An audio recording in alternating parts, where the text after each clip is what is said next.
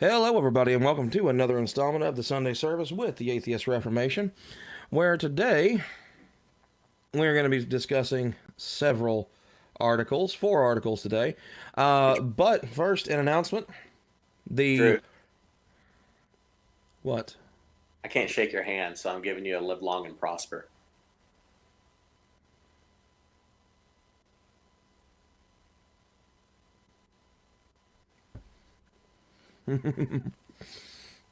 Anyhow, Harry, how are you doing this week? I'm doing all right. Go ahead and make your announcement. I just wanted to do that because I can't shake your hand because of coronavirus. It's called hand sanitizer, or just wash your damn hands. Hmm. I mean, it's a pretty simple concept. I'm happy that precautions are being taken for something that we don't have as great of an understanding for as we probably should or need to. But at the same time, um, a lot of people are just going completely nuts over pretty much nothing. At least from my personal perspective. But, that's just how it goes sometimes. But today on the show, long story short, it's just riots and Okies and battles. Oh my! Figured I'd go with a little bit of a creative title this time around, and see how all of this goes. Now the reason for all this.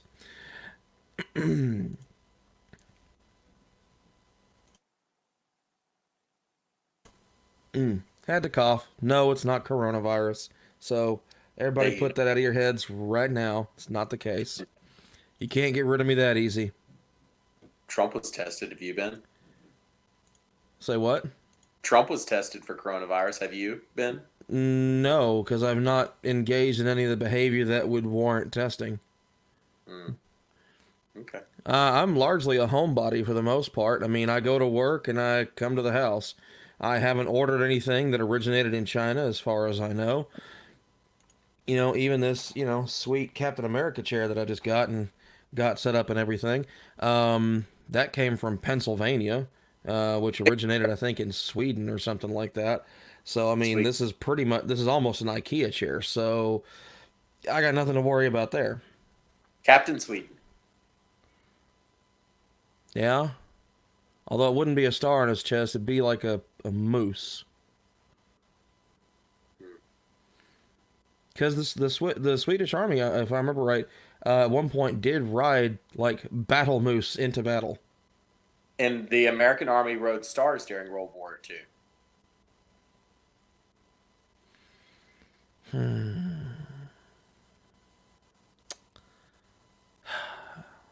Harry, no, just I've seen Doctor Strangelove. I know how it works. those weren't stars. It's a nuclear bomb. It looks like a star when it blows up. I mean, it's almost as hot as the surface temperature of the sun. Close to it. I mean, so, about as good as you're going to get on that one.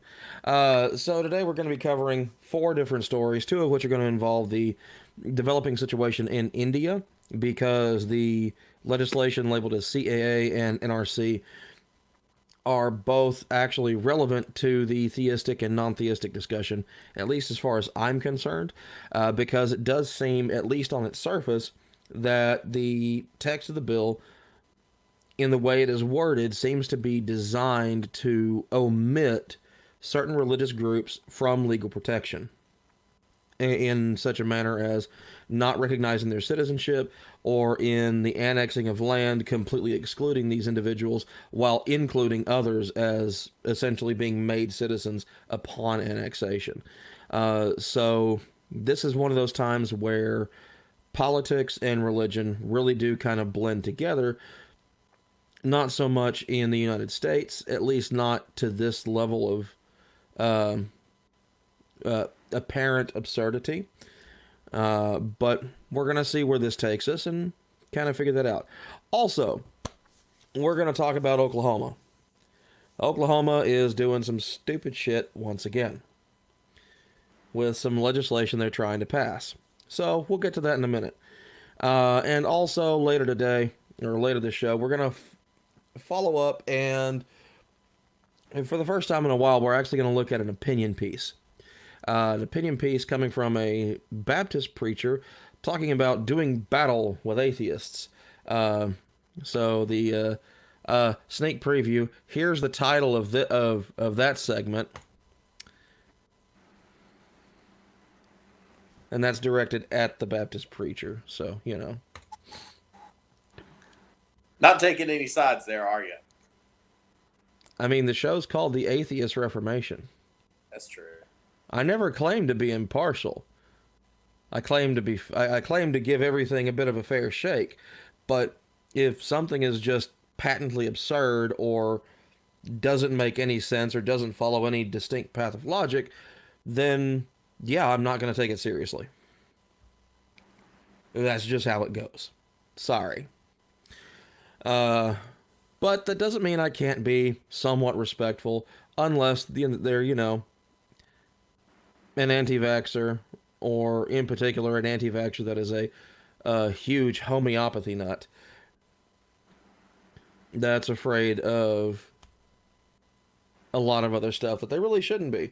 So, anyways, I'd say first things first, we should announce the big winner of the overall Music Madness, March Madness, whatever you want to call it, the secular versus Christian music shootout.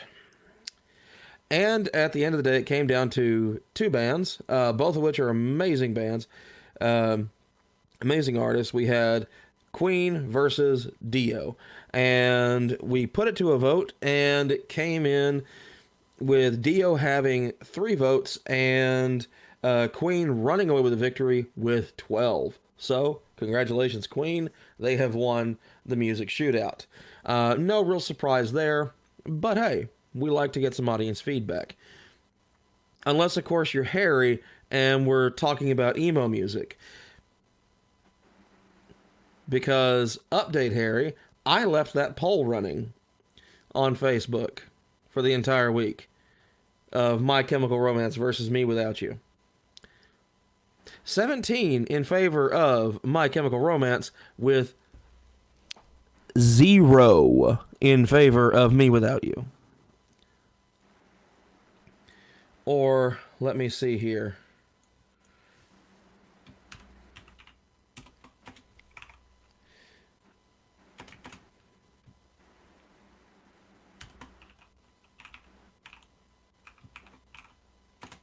I'm not listening. Your words are like paleontology records and global warming evidence. Well, I'm no longer talking about it.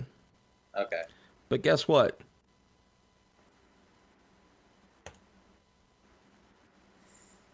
Why do they need 3 zeros?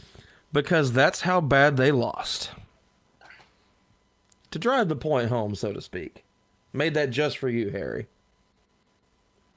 You're welcome.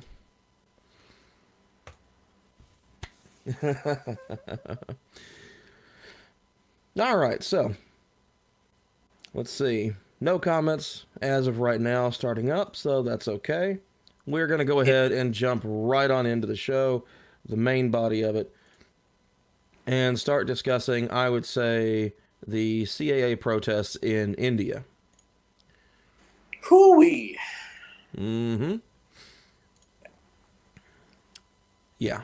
So it's going to be, this may, make a few people upset, but hey, this is an opinion show. You don't have to watch it.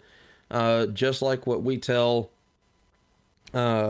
Baptist preachers in the United States who gripe about how people are dressed on daytime television, the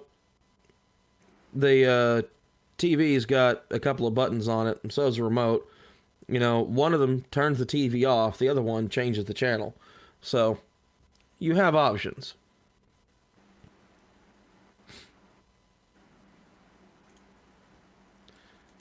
Alright, so today we're going to look at this article from Business Insider.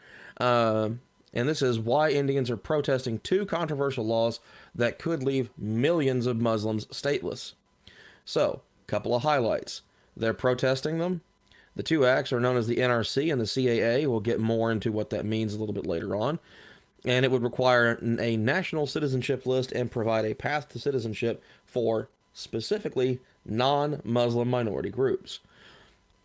And now the deeply religious roots of the country seem to be at distinct odds with its secular constitution. Much so, this is, to some degree, a bit of a litmus test for how something like this might actually play out in the U.S. Another reason why I bring it up.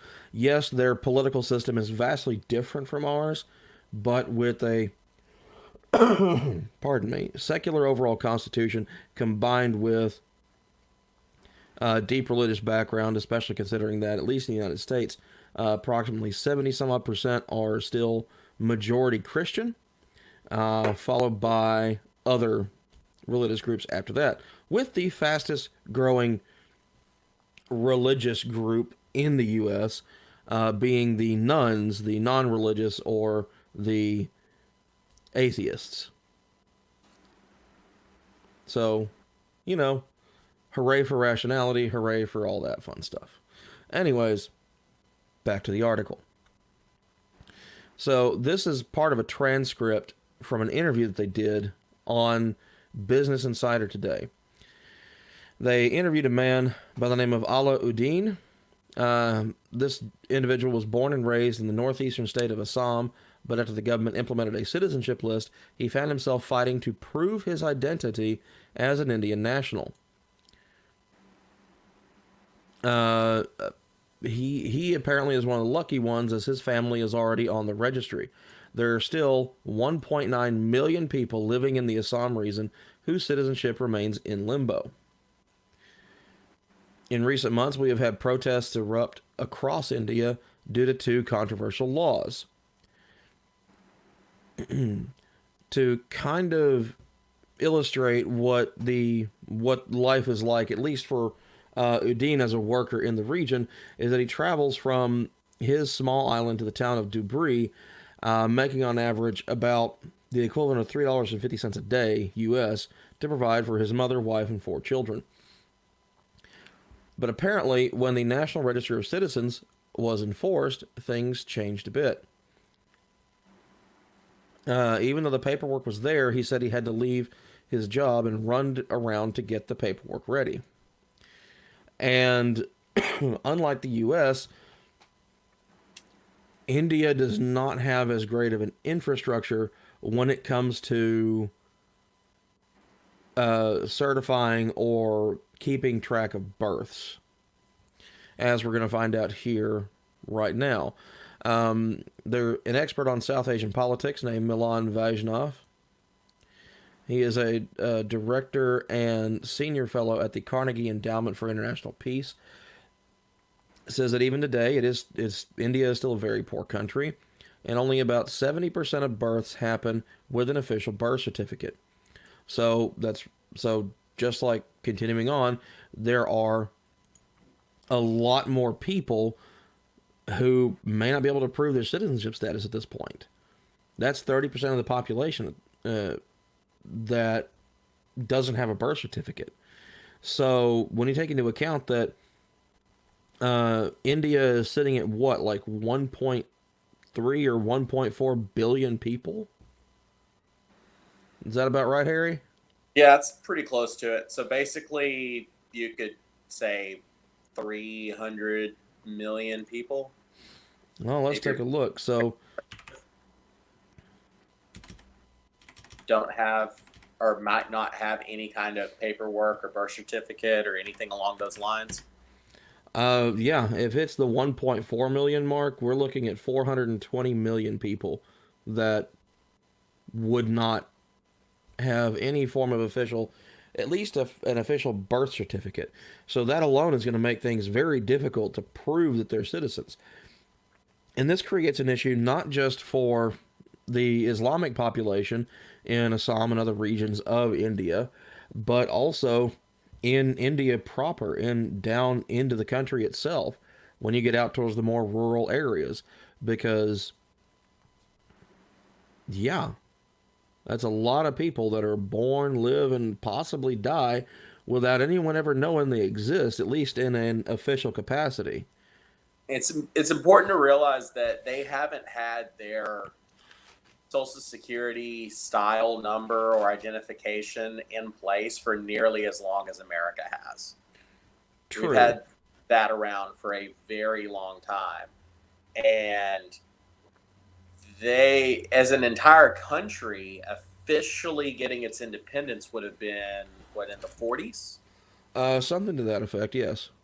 And, and it wasn't until maybe the 90s or so, whenever they started having a lot better documentation of who was born and where people were and all that. And then there's some areas that have never, even today, kind of come underneath those guidelines because it hasn't extended that far. Right. So, yeah. At least as far as what I can find, the U.S., we've had Social Security numbers earliest that we can say with certainty was around November of 1936. And that's 11 years before India even gains their independence, which that happened in, I think, mid-August of 47.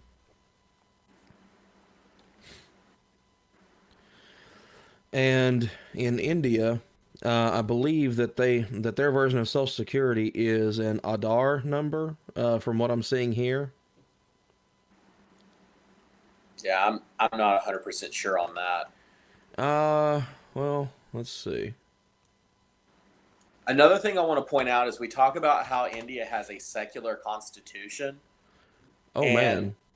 differences between America and India is. And I know some of my friends are probably going to not be happy with me for describing it this way, but this is what I've seen and this is how it comes across. On paper, the way that the government is set up is secular, meaning that there is no priest, there is no imam, there is no one who is considered as having a say in the government. That much is true. However, for many decades now, and honestly, probably going back to before the country even officially had its independence, there had been political parties and uh, almost demagogic leaders Mm-hmm. that have used their position as a representative of different political special interests. Right. So it's not like in America right now where we have different special interests in political parties. Like we've got people who they're Republicans and all Democrats are evil, or they're Democrats and all Republicans are evil. It's it's a little bit different because the parties are defined by their religion. Whereas in America with Christianity, we got this healthy sort of, well, yeah, we're all Christian, but like, you're Methodist, you're Baptist, you're Presbyterian, you're Catholic, but like we all kind of get along. Mm-hmm. And if we do not get along, we're not like blowing each other up or burning each other's house down. Right. Like we'll just like talk trash about each other, but it's usually kind of playful. It's not serious. Um, their political parties are very closely tied with religion, and it has not been a playful disagreement between the groups. No, it really hasn't, and we're actually going to get to that here, Yeah. um, There's a in very long just a few history minutes. of very violent action, and sometimes the state has made comments in support of the violence. Right. So it looks like they have had um, something like a Social Security identification system since 1955 with the National Population Register. So this established was established under provisions of the Citizenship Act of 1955 and the Citizenship Rules, which is the registration of citizens and issue of national identity cards. In 2009, this was revamped into the Aadhaar system, Aadhaar, which established biometrics. And then they actually went so far as to establish in 2016 what is called the Unique Identification Authority of India.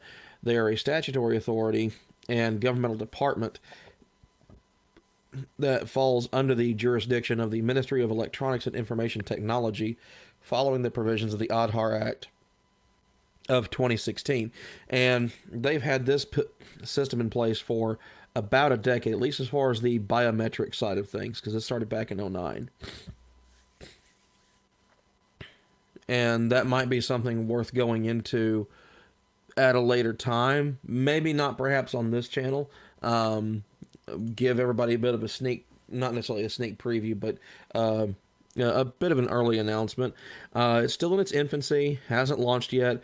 We're still working on ironing a few things out, but Harry and I are also looking at starting a second YouTube channel that focuses entirely on trying to bridge the political gap in discussions between liberals, conservatives, Democrats, Republicans, trying to reason with both the far right and the far left, see if there is any hope of common ground between any of these groups, and see if maybe, at least on a grassroots level, we can establish some more meaningful dialogue between these groups instead of the media-fueled shouting frenzies that seem to be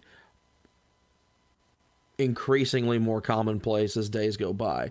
I mean, we see evidence of this every single day, as every time new ratings come out, less and less people are actually watching or consuming traditional news media, and they're getting their information from places like YouTube, like other social media platforms, and shying away more and more from traditional media. And this is starting to actually creep into the age and demographic groups that tend to be most associated with consuming traditional media, such as those over the age of, I think, 35 or 40. Your lower to upper middle class as far as economics go. They typically consume the most traditional media, and that's now starting to die away all on its own due to crap like what we usually see. The new channel is going to be called The Political Reformation. It's not going to interfere with how we do things on the Atheist Reformation. It's not designed to. And, we hope to see everybody there, especially if they're interested. Hopefully you don't think I jumped the gun on that one, Harry. No, I don't think you did at all. I think that this is, there's some conversations that we're going to have that I think are, we might have to do crossovers where it's like there's a certain list of topics we can talk about on this show, and there's a certain list that in order to fully discuss it, we're going to need to branch off into the other side because it no longer has anything to do with religion. Right, and I completely agree with that. In fact, it was things like this that seem to go back and forth on a constant basis between being a purely political discussion and then a purely religious discussion, and then it had this weird little hellspawn hybrid situation like what we've got right now. And so, that's one of the reasons why we're starting the Political Reformation, to kind of branch out and further discuss this from a political standpoint and see how A, people react, and also B, to kind of get the word out. Because even prior to the hysteria caused by the coronavirus outbreak and whatnot here in the U.S. and abroad, this was getting barely any coverage. I don't remember hearing about this in any of the big news organizations. It was relegated to places like Business Insider, like The Guardian, and places like that. Which The Guardian is considered traditional mainstream media for the UK, but it's not regularly consumed in the US. So it seems like there's not a lot of U.S. coverage on this, which is Well, surprising. it's I really, like I'm saying, I don't want to make my friends mad, but India over the past few years has had a continuous level of stories where you've almost been able to desensitize people as to what's going on. You've had Yeah. numerous stories of nationalist groups that are attacking people on Valentine's Day in order to stamp out Christianity or Western religious holidays. And that's become just an annual thing. You just know that if you're young and you're going out holding hands on Valentine's Day, someone's going to come out there, threaten to hit you with sticks, and then like make you kneel down and start praying to a different religion. Like that's just what the roving gangs of kids do. And you heard a story. This brings a stark correlation, and this is probably going to catch me a lot of shit. Me too. I've already started to catch it. Oh, well, no. I mean, this is something I have not yet said, and I'm going to catch a ton of shit just for making this correlation between the two. And I think you already know where I'm going with it. I don't, but I wouldn't be surprised probably. This seems to me to be essentially the equivalent to, at least as far as India and Hinduism is concerned, the equivalent of Muslim grooming gangs that have been described in other countries that have targeted non-Muslims for their open public behavior in predominantly Muslim neighborhoods. The only difference that I will now it doesn't. No, in India it does not seem to escalate to violence. No, it does. Well, let me finish. As readily or as handily. And it's kind of hard to tell how often it is because in the West, those gangs, the Muslim grooming gangs, are often reported every single time it happens. Like True. There's good coverage of it. Somebody will carry that story because it's very sensational. Well, not just that, but they're also this is also happening in countries where the Islamic population is in the minority. And so you tend to get more news coverage of things like that happening because no matter what country you look at, the majority or the ones that are in the most political power tend to report the least on their own shortfalls or the shortfalls of people within their community versus the dealings, criminal acts, whatever, what have you, of other backgrounds or other groups that are not them. And that was going to be my point as to what the only major difference I see is that when these groups are doing actions in India, they are representative of the majority in terms of population and also of political power. And in the grooming gangs in other countries that have been reported, those are representative of the minority in population and also the vast minority in terms of political power. Right. And so they don't have the option of as much information control as is available to participants in activities such as this in somewhere like India, where they are in the majority, not just in population, but also in economic and political power.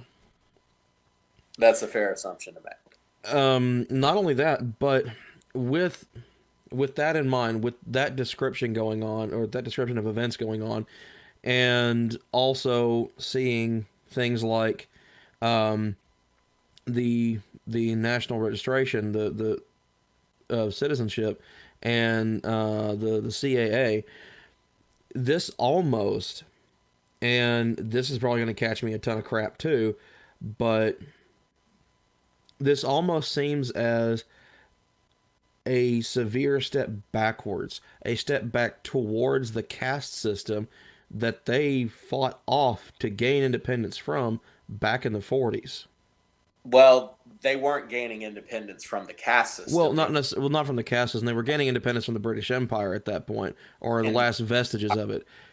But like during the life of Gandhi, it was the caste system that was the big target at that point in time, towards creating a more secular government, a more open and accepting government for all the people residing within the borders of India. And this seems like a big step backwards. This seems like a step back to the days before Gandhi. To draw a correlation with America, it wasn't,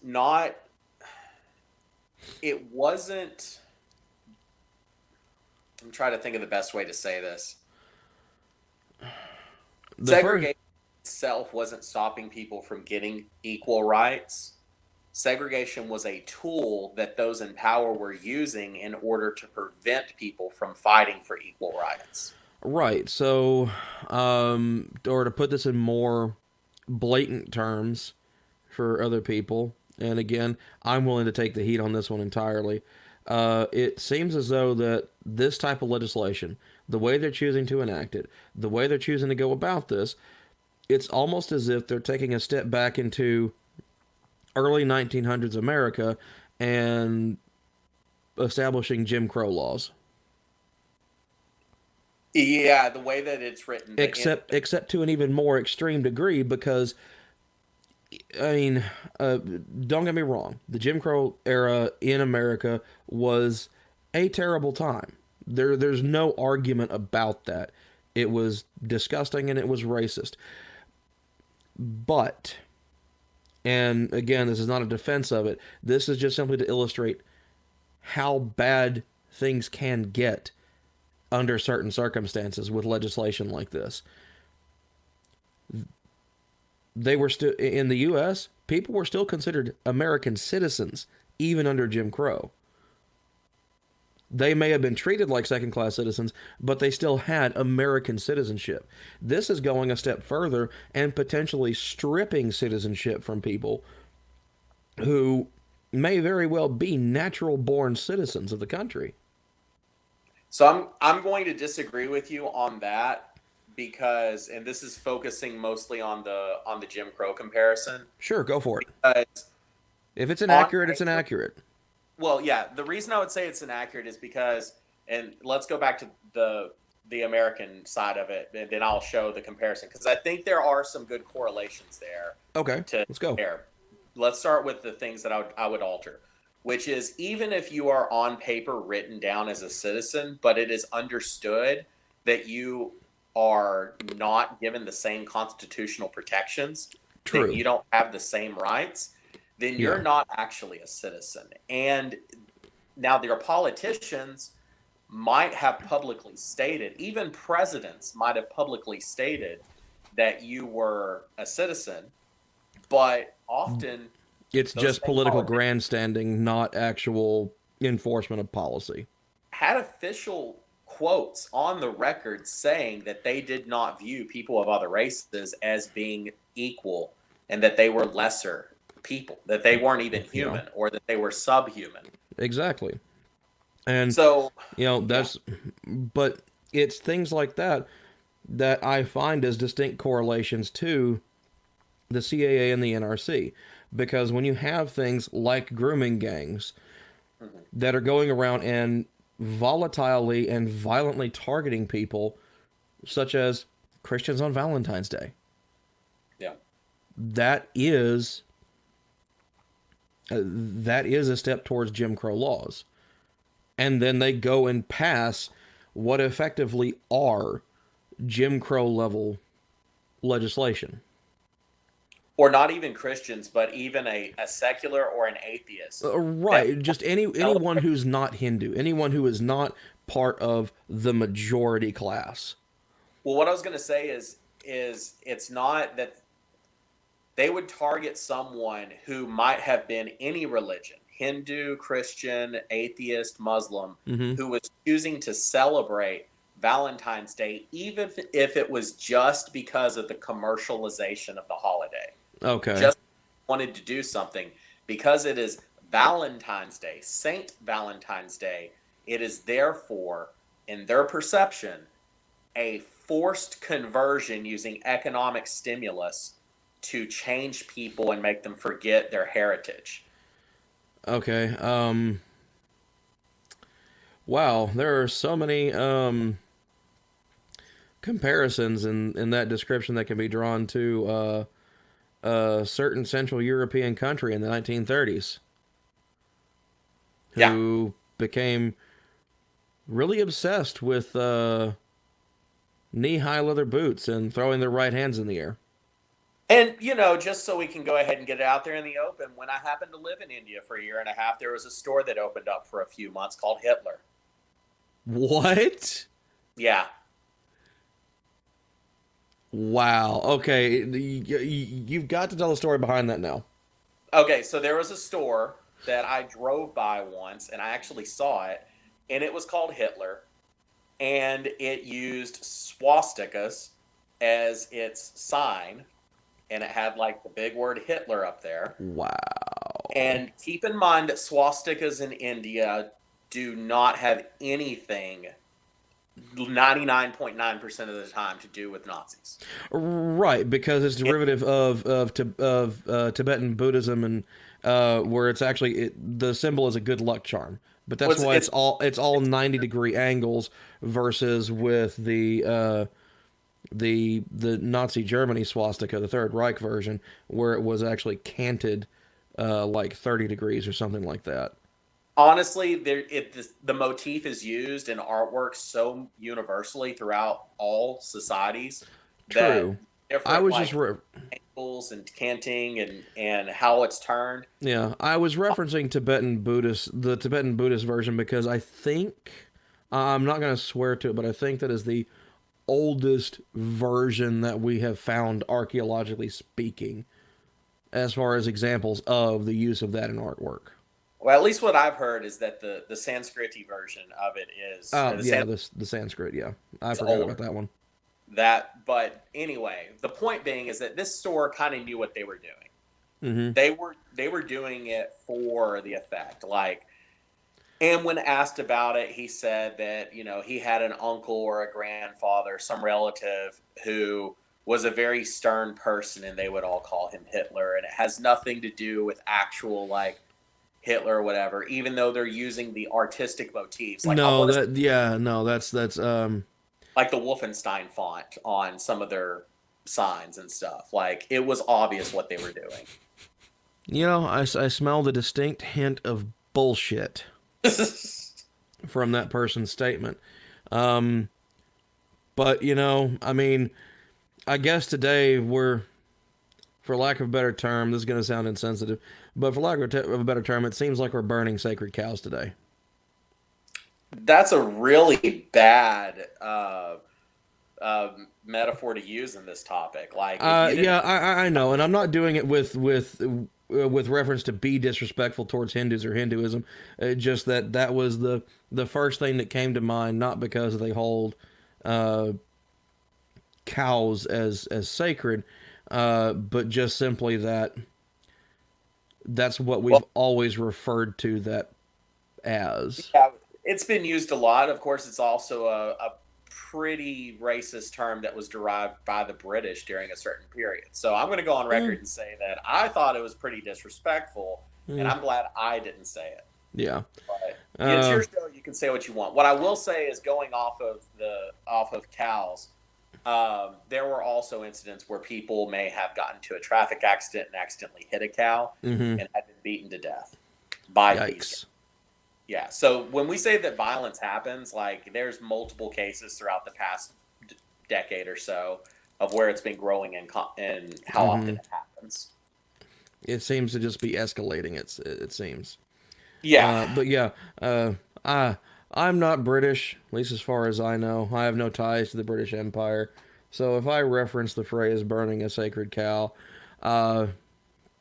it's always it's the pop culture reference where it's referring to, we're taking this widely held ideology or cultural absurdity, and we're tearing it down. Yeah. That's the So objective of it. So apologies, it's not directed towards them. yeah. So what I'll say is that so what happened is there were these groups, and there's these key political figures. And I know a lot of people want to point to American political figures that are very popular with populist groups, and how it's not necessarily the legislation or the action that they take as leaders, it's what they say and it's how they say it. I think you're edging towards referring to Modi. But that is one of the leaders there, but I'm actually not, as much as I have some concerns about him. I'm more referring to the people who are outright borderline leaders of terrorist groups that are heads of specific political parties.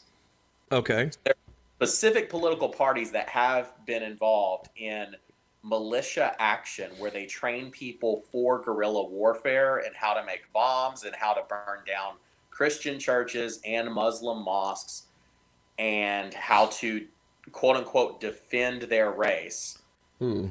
Those are political groups that are subparts of a larger organization. So we don't have the Republican Party or the Democrat Party in America Mm-hmm.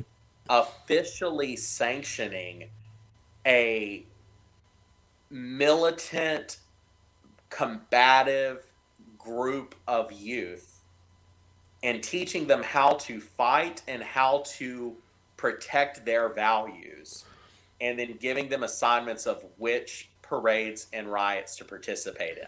Right. It would be so. What's going on in India essentially would be, since they have these clear and unmitigable ties to these large mainstream parties. If we were to make the American comparison, it would be as if the Democratic Party chose to openly support and educate and train, say, the Antifa organization, or vice versa, the Republicans choosing to work with insert any extreme alt-right neo-Nazi group here. Yeah, it would be like if the Republicans or the Democrats had their own versions of Antifas Mm-hmm. that were specifically condoned by the party. And they took part in the money that went to them for political action committees. Boy, I hate to sound like a broken record or a 90s era politician, but George Orwell's 1984 seems like a really good read right now for those people that live in India. I guess it would also be kind of similar to, and first of all, before I say this, I have nothing but respect for military and the veterans, okay? Oh, yes, of course. only this as an example because of the age range that we're dealing with. Right, because we're dealing with military age individuals in these grooming gangs. It would be the same as if like JROTC in high schools were politically leaning. Yeah, that'd be pretty extreme. If you went to like JROTC in high school to learn like, oh, I think I might be in the military one day. And then as you went there, they're like, and remember, like Republicans are roaches and Democrats are rats. Like Exactly. But like and that's that's what's going on in India right now. So yeah. At this point, we've kind of beaten this particular story into oblivion. There's one more thing I want to touch on with this, and that is the cost of what someone like Alauddin is having to has had to go through, or has seen other people go through, to prove that they are Indian citizens. We go back up, and initially it seems like it might not be completely relevant when they talk about his finances, on how he makes about 250 rupees a day. So it's about $3.50, and that's to support his entire family. That's a family of 7 right there, including himself. When we go further on down, Did you say $3.50 or $2.50? $3.50. Okay. We go a little bit further down, and Udine continues, where he was trying to trace his ancestors and relatives, trying to trace his grandfather and uncles, trying to figure it out. It was all very stressful. Talking about the hearings that were held in regards to these things such as the Citizenship Amendment Act, the CAA, or the NRC, is that per person, a single individual would have to spend 500 rupees, so that's 2 days' pay to travel one way, and then 1,000 rupees worth of commuting both ways in a day. And this is just the cost of the commute. That is 4 days' pay for someone like Udine. That's food. That's rent. I mean, where I work now, if I were to have to use 4 days worth of pay to go somewhere, let's just say it was to go to work, let alone one of these hearings. Yeah, it would make it difficult to afford the basics like rent, utilities, food. A lot of that transportation cost has to do with lack of infrastructure, though. So we're not talking about like going across town. We're talking about possibly having to go Hundreds of miles. Or even if it's just 30 miles, we're talking about 30 miles through dirt roads through a jungle. Right, but that's what I'm saying is that, to me, that makes the comparison even stronger. Is that someone like me would be severely impacted by something like this in the U.S. And then you compare that to an area where on the daily he's making far less money. He's making less money than your average snot-nosed teenager at a McDonald's makes in an hour. And he's working and he's busting his ass to get less than half of that each day. And then you tally on the fact that it takes 4 days worth of that to make this commute both ways. So let's put it in perspective of American money. Let's just say someone made $10 an hour at work, right? Right. And they work 8 hours a day. So how many days of pay? You said 3? 4? So it would take $320 to get there and back. Right. Okay. I mean, it takes $320 to get there. I'm going to go ahead and do some basic math for you as to how this boils down. If you were to compare it, if he makes about that much, that would be the equivalent of you going to Subway whenever you get hungry because you're on your trip and you have to eat while you're traveling, and it would cost you about $16 for a sandwich. And if you decided that was too much and you're going to eat the absolute cheapest thing that you could possibly afford, it would still cost you about $7 or $8 just for like one of those little things of like we're talking about $5 to $7 for a honey bun here, people. Yeah, $5 to $7 for a honey bun. That's the economy that you're dealing with when you do translation. Right. So, I hope that puts this a little bit more in perspective for people who may not have an overall understanding of India, especially like Harry does. I mean, he lived there for a year. I mean, getting stuff done through the government, getting paperwork signed, going through all this with all the delays and the traveling, it is expensive. And it is very time consuming. So that's not only the money you have to spend to do it, but then you're also losing the money because you can't work while you're doing that. Right. And now to kind of take this a step further and how even more Orwellian this becomes, the deeper you look at this.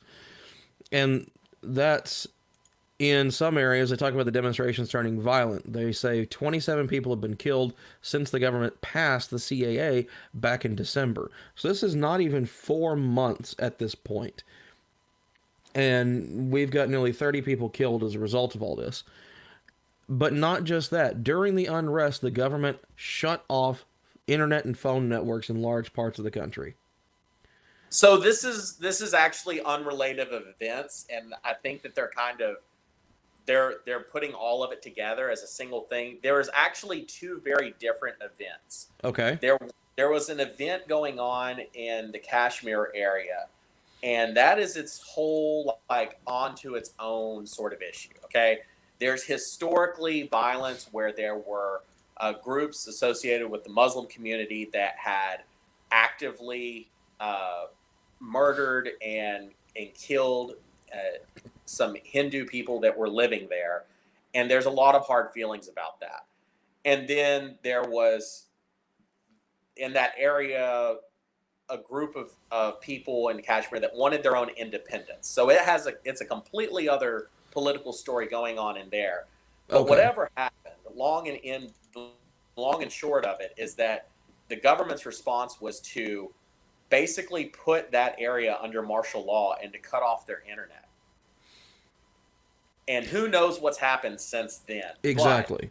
Again, this is, everybody talks about how they're worried about things like this, or how they wish things like this could happen in the U.S. as far as government control over internet infrastructure and things like that.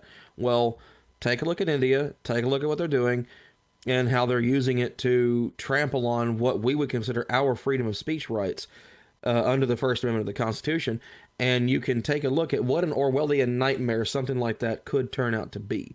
This is why, in large part, I personally kind of lean a bit more towards the libertarian side of things. I want less government control. I especially want less government control over people in general, over individual freedoms, because I don't want to see things like that happen here. And it got to the point where the journalists that were trying to cover it, when they flew in, they would take their photos and videos and stories from there and put it onto flash drives. Mm-hmm. And if they were flying out and the soldiers had found that they had that material with them, when they searched them, doing full searches, pat downs, going through your luggage, everything, if they found that, you were detained. Right. And you were arrested as a journalist. And a lot of that kind of mirrored what was going on in China around the same time. Mm-hmm. So moving on to another aspect of things, we talk about how the violence had escalated and whatnot, and we're gonna have a little bit of a shorter show today. Overall, I'm gonna try to keep this under 3 hours for sure, because I do have another show coming up at 4:00 today. Okay. So everybody, hey, sneak preview. Deacon Joseph Suaden of Orthodox Faith is coming on to discuss, an impromptu kind of last-minute discussions with a theist, episode 2, coming at you, one right after the other, one day, then the next day.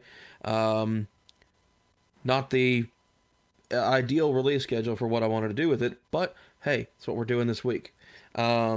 We're going to discuss quite a few things, so hope everybody can tune in and check it out. Harry, that means you too. I know you got nothing better to do, so watch the show. And interact like you did last night. Good job. I appreciate it. I really did. So, this is talking about the riots in India. And I'll scroll back up so everybody can see the title of the article. Now, this comes from The Guardian. Like I was saying, a lot of the news for this coming out of The Guardian. Delhi's Muslims pray under armed guard after a week of riots. This is talking about their regular Friday prayers are taking place, and there is some pretty extreme sectarian tension going on in the capital. So, Muslims in Delhi have held Friday prayers under the watch of riot police after a week in which 42 people were killed and hundreds injured during the city's worst sectarian violence in decades. So this is how bad it has started to get. Paramilitary police patrolling the streets, still littered with the broken shards of glass, stone, other debris. An individual named Muhammad Suleiman saying, if they burn our mosques, we will rebuild them again and pray.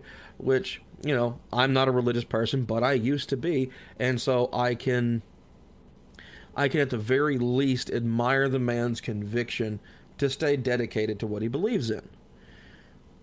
I may disagree with him on several fundamental levels when it comes to things like logic, reason, science, rationality, but that does not negate the ability to respect another human being for being firm in their convictions. That being said, I don't respect his religion, I don't respect his beliefs, but I can respect the man. Just like I respect Harry here. He knows that I have absolutely no respect for any religion as a whole. I have no respect for it because the religion itself doesn't have agency. It's not a thinking entity on its own, so therefore it receives no respect from me. That doesn't mean I'm gonna be disrespectful towards Harry. No respect. No respect. That was the worst Rodney Dangerfield impression ever. I've done worse. I believe it. Don't bring it here. One of the things that I've found really interesting about these stories about the riots that really worries me is I've seen some of my friends share some stories about the Hindu groups that have been targeting Muslim churches and Muslim families and business owners, to where they've had to board up the streets and they have to hide in their stores. Mm-hmm. I've seen the stories shared by my friends about the Hindu families that have been attacked by Muslim groups seeking revenge because of the Registration Act, that are very angry about it, and that they're attacking the Hindus in retaliation and burning shops and stuff. Yeah. And what I have not seen from anyone, and this is super concerning, is a story talking about both. Yeah, I agree. It seems to me that just like with virtually every other type of issue, we see people jumping on.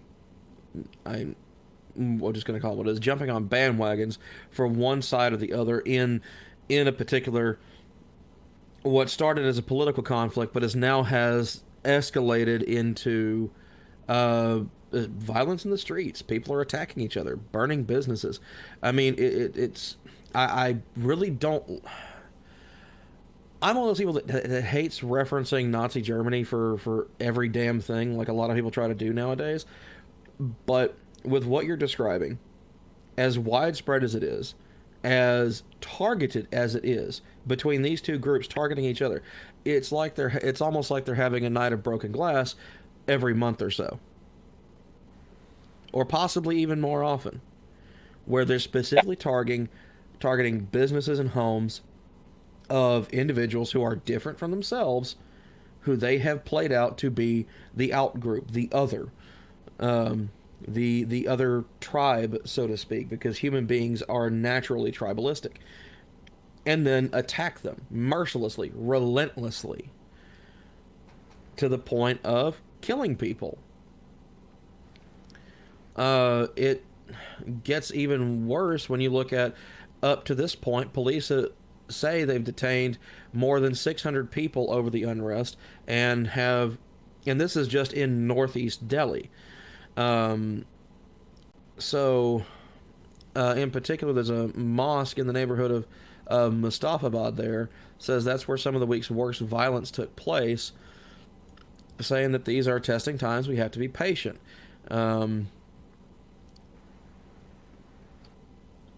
But I mean, it's getting pretty bad. People are saying that they don't want violence, that they want to live in peace, and that's an admirable thing. But with the new citizenship law saying it's triggered months of demonstrations between anti-government demonstrators and police, and right now at least 30 people died in protest violence last year, mainly in the northern state of Uttar Pradesh. So, again, with looking at this law, a 200 million strong Muslim minority will possibly be left stateless. And then, to make matters worse, I know I referenced Modi earlier, but this article directly references him. He has sought to allay the fears, but in recent weeks, politicians from the Prime Minister's right-wing party have called the demonstrators anti-nationals and traitors. So, this is now a main government party, the Prime Ministers, the majority ruling party, right now, openly calling these demonstrators traitors. So I know that we moved on from the last article, but just purely for a very short technical explanation as to whenever it brought up Uttar Pradesh, Right. what's going on in terms of how the laws got passed. So the first law basically says we're going to make sure that everyone has a national registry so we know who's on it.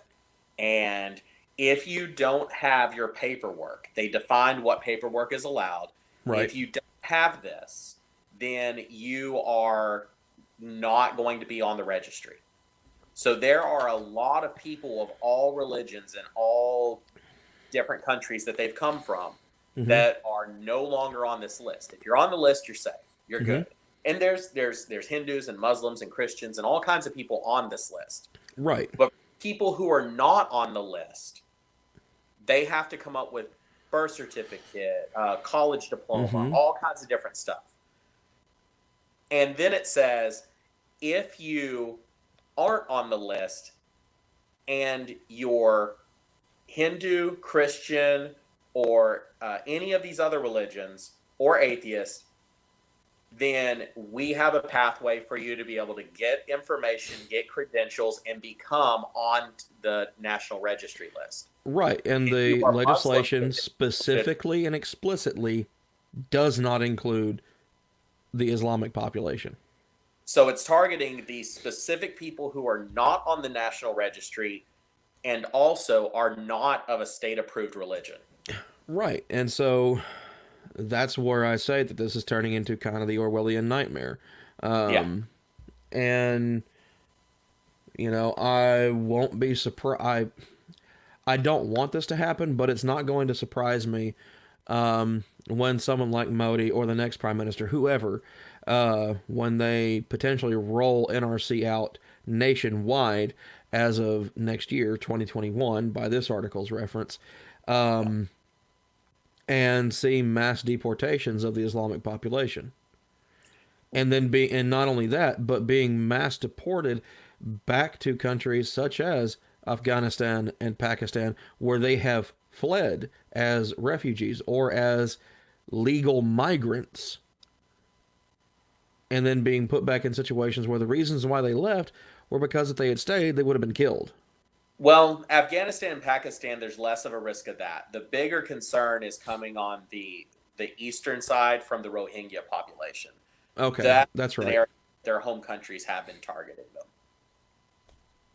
Okay, then. So, and that's going to be a population to watch, the Rohingya. So, moving on from the riots in India, and away from India and bringing things kind of back home. And we're going to talk about something that is just not okay, Oklahoma. I see what you did there. I know, right? Like that one, huh? Yeah. Got to work in a couple of puns every once in a while, you know? Here and there. Especially break the levity, you know? Oh, absolutely. Add some levity, exactly. We don't have any comments yet, do we? No, we do not. We've got one viewer, though, so... And it's not dropped down to 0. So somebody's paying attention. That's always pleasant. I'm glad that someone is. I'm glad that someone is interested and intrigued and wants to know about these things. So, you know, even if it's just one person, that's who we do it for. And also, we crested a new milestone. We have made it to 60 subscribers as of last night. So hooray, hurrah, and what have you. Yay. So let's see.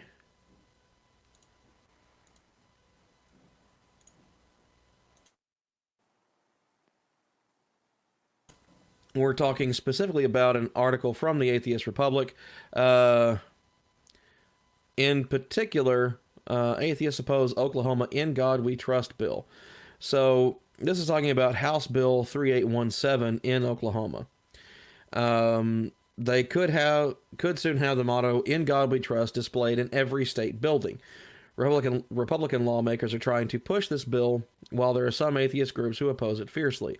I would think anyone who's not a Christian should probably oppose this rather fiercely. I would think that Christians should oppose this rather fiercely. Yeah, I agree. Anyone, I'll put it to you this way. Anyone whose head is not firmly planted in their ass should be opposed to this. So, again, I say, this is not okay, Oklahoma. This is not okay. Even though the bill by House Speaker Charles McCall, so you know who to call, Charles McCall, easy to remember, has advanced in the House Rules Committee, and it heads to the full House floor, where it will probably be signed into law, taking effect on the 1st of November of this year. As a result of this bill, displaying the motto sign in all 342 state buildings would cost taxpayers more than $85,000, according to the fiscal analysis. 85 grand. So the state of Oklahoma is to put a bullshit placard in their 342 different state buildings. They're going to effectively spend the cost of a brand new Porsche to put up what looks like a 1 foot by 6 inch sign in 342 places. So not only is this a massive constitutional violation, it's a spectacular waste of money. Go figure. While there is a statement in the bill that it isn't meant to promote any particular religion or denomination over others, the motto, "In God We Trust," is an explicit promotion of Christianity. Period. End of story. Like, them putting that nonsense ass drivel in there, it's like, oh, it's not explicitly promoting any religion. Bullshit. Yes, it is.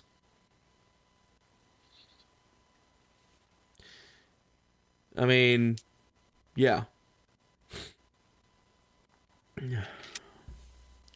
I swear, instead of the PSA of the week, we should start having the bullshit of the week or something. I don't know. But this would definitely do it. One of the atheist groups that oppose the bill is the American Atheists and their Oklahoma State Director, Tim Ward. A statement was released explaining that besides atheists, the sign is also contradictory with polytheistic religions.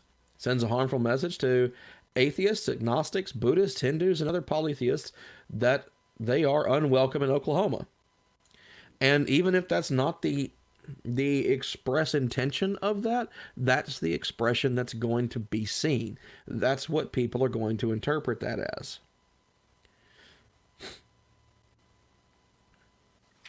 Because obviously they already are, otherwise that statement would not exist. I mean, I disagree with a lot of the conclusions in the article and some of the... I mean, I respect where you're coming from, but I also disagree I don't think that is what they're trying to say. I'm not saying that's what they're trying to say either. Far from it. I'm saying that is going to be the assumption made by people that are not that do not follow some monotheistic religion.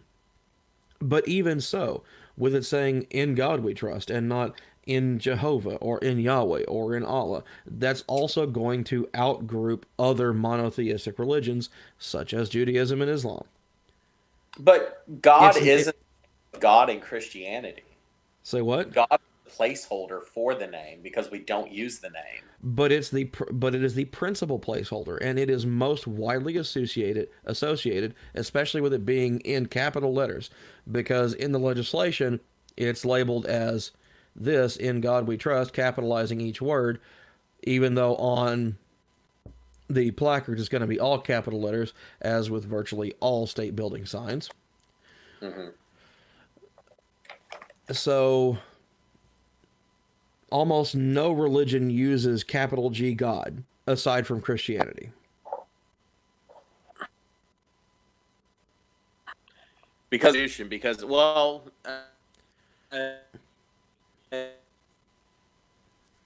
in Judaism, the name of God is not really discussed, so it's understood that it's a proper noun. The name of God, right? The name of God is not specifically discussed.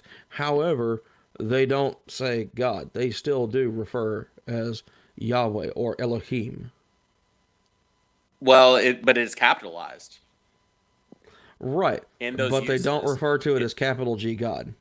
Capital G God It's a capital Y or a capital E, which is just a different language, but it's the same. It's just a translation of the word into a different language. But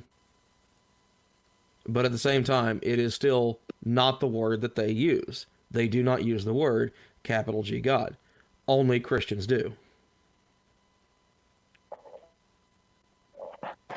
El or Elohim is God in Hebrew. It's It God means the without Most High. name Yeah. God. It's God or God Most High in Hebrew, but it's like God Most High. It's like if I were to call you like Drew Most Person or whatever. Okay, Well, but still, you'd be like regardless of that fact, you. I don't know. regardless of that, it is still different. Yeah. It still creates the outgroup.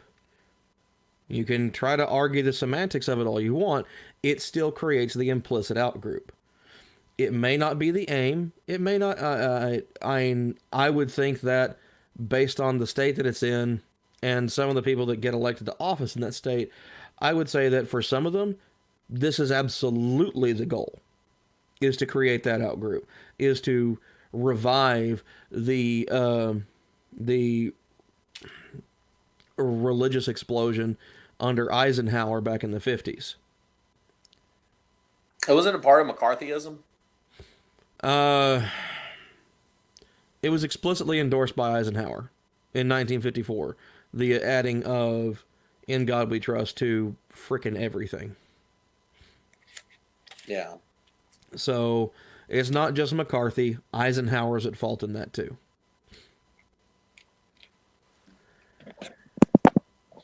But either way, regardless of arguing the semantics over the word choice of the placard, it's still a First Amendment violation. It's a violation of the constitutionally understood separation of church and state, and it's a waste of taxpayer money.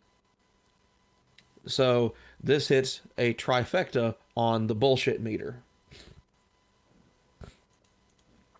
At least as far as I'm concerned. I know this is the Atheist Reformation, but can I tell you what No. a Bible-toting Baptist believes that God says about it? Go for it. Mark 12, verses starting with, let's say, verse 14. And they came to him and said, "Teacher, we know that you are sincere and show deference to no one. For you do not regard people with partiality, but teach the way of God in accordance with this truth. Is it lawful to pay taxes to the emperor or not? Should we pay them or should we not?" But knowing their hypocrisy, he said to them, "Why are you putting me to this test? Bring me a denarius and let me see it." And they brought one. Then he said to them, and I believe this is the part that's relevant, "Whose head is this, and whose title?" They answered, "The emperor's." Jesus said to them, "Give to the emperor the things that are the emperor's, and to God the things that are God's." And they were utterly amazed. Right. Grant unto Caesar that which is Caesar's. This isn't a church that they're putting this plaque on, and it's taxpayer money being spent on it. Exactly.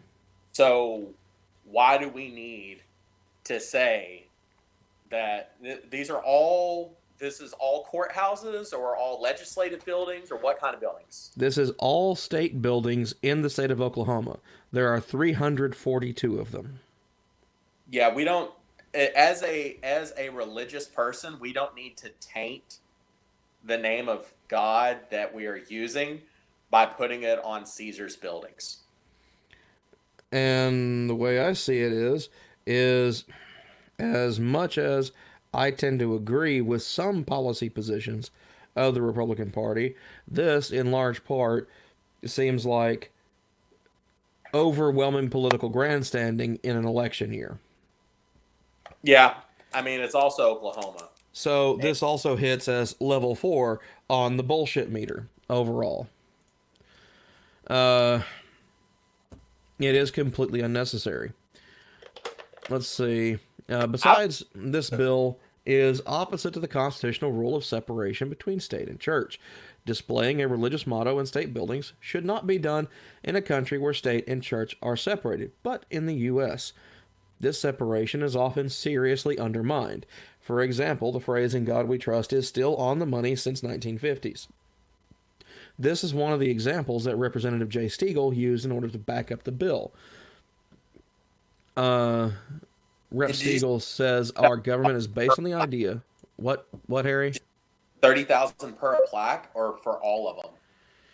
No, it's 85,000 total cost. Okay. Where Representative Jay Stegall says our government is based on the idea that our inalienable rights are granted to us by our Creator. Says it is impossible to separate church from state, and our founders said we should not do that, actually. He says the proof, he said, was on the money in everyone's pockets and purses. Which the founders weren't around to put that on. Exactly. The phrase is on the money because politicians back then wanted to promote Christianity, just like today's politicians, and it would be better to reconsider why this phrase is still on the money.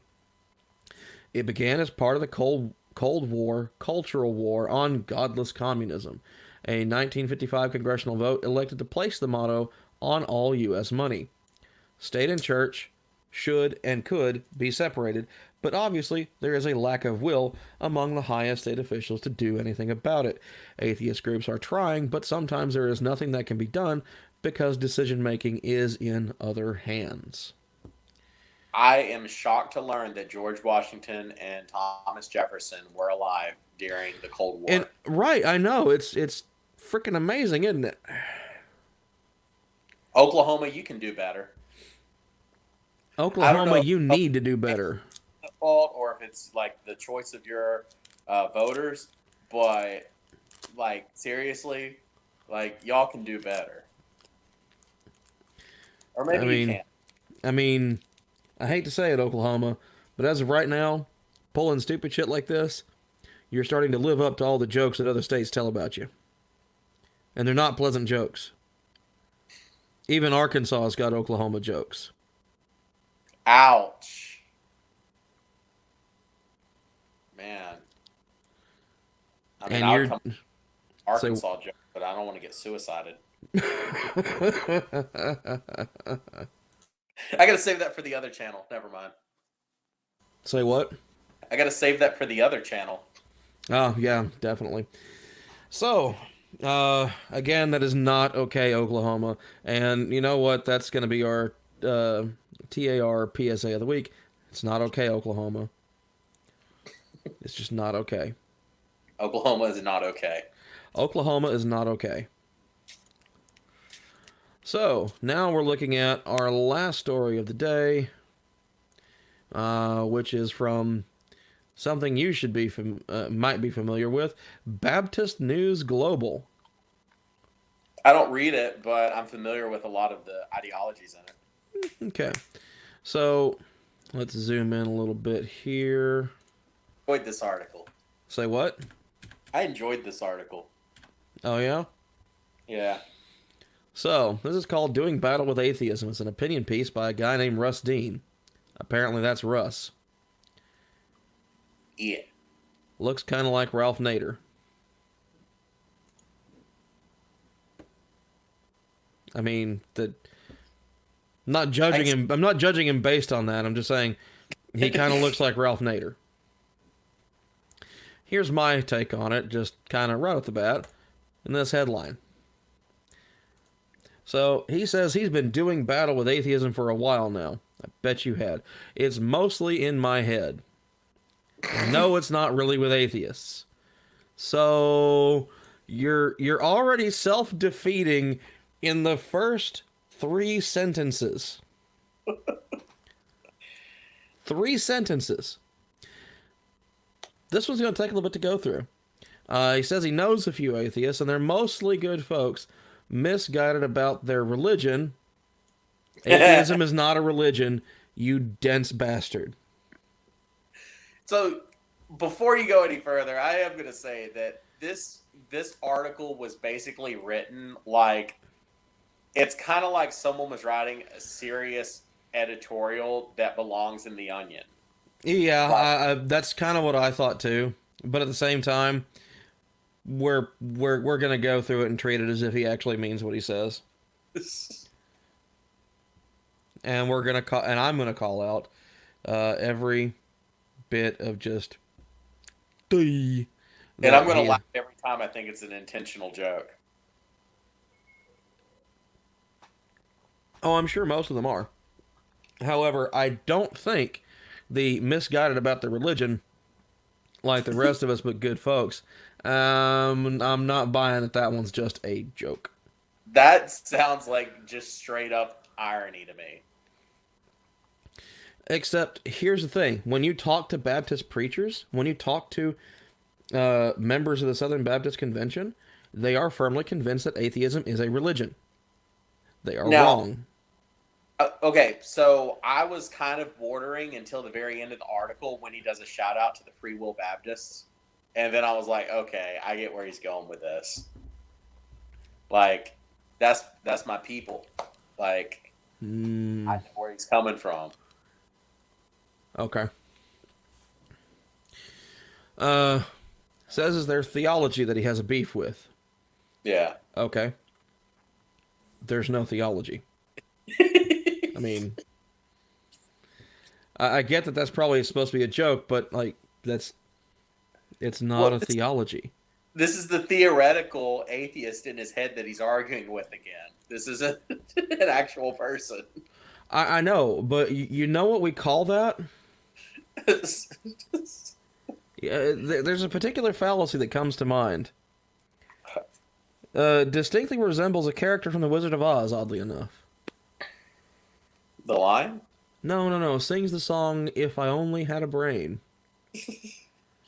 Oh, that's right. It's a straw man fallacy. Yeah.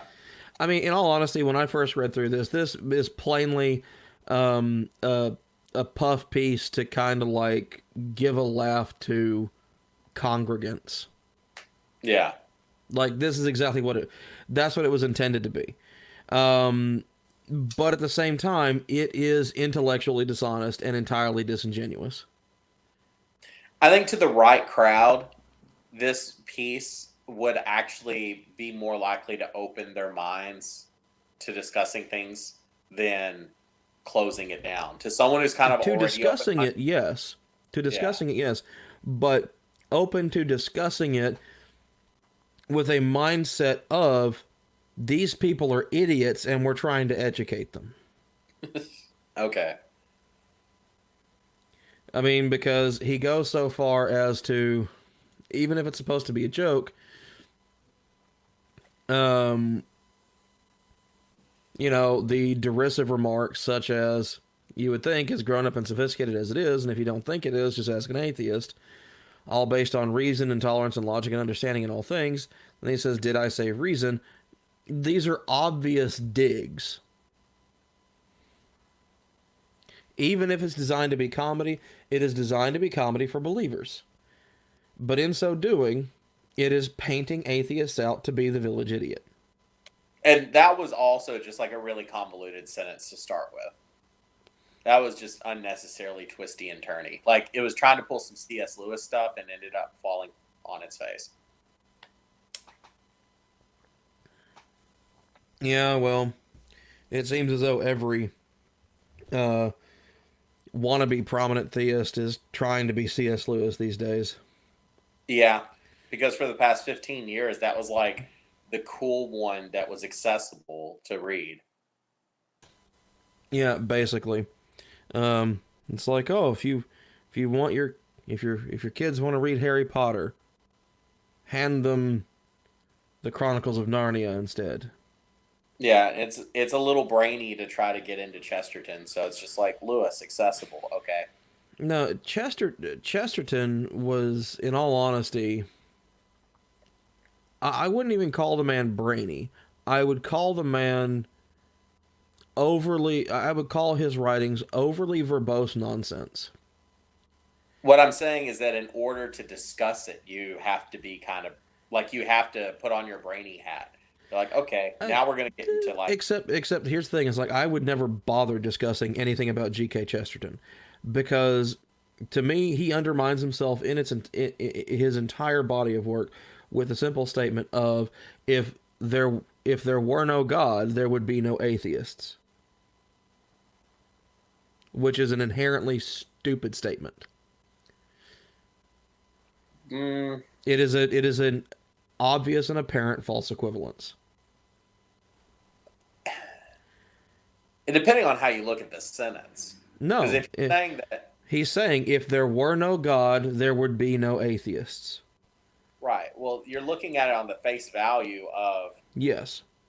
Yeah, the underlying meaning is that there are people who rage against something only because it exists. Okay. And that's human nature, is to be contrarian whenever you have a disagreement or something to prove. Whenever you have a lack of confidence in yourself or an insecurity. Except for the fact that he would routinely offer this up as a refutation of atheism. Well, are you looking at atheism as a philosophy, or are you looking at it as a like scientific understanding of the universe? Because if you're looking at it as atheism has nothing to do with science. Atheism is purely about philosophy. It has to do with belief. That's it. That's all atheism is lack of belief or non-belief. That's it. That's all it is. That's all it ever has been. Then it's a sound argument against the philosophy. Incorrect.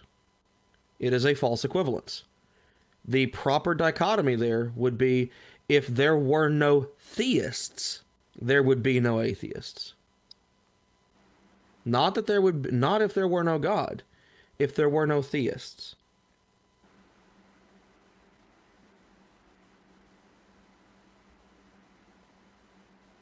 Okay. So that's why I say it is not a sound argument. It's garbage. I mean, that's all it is.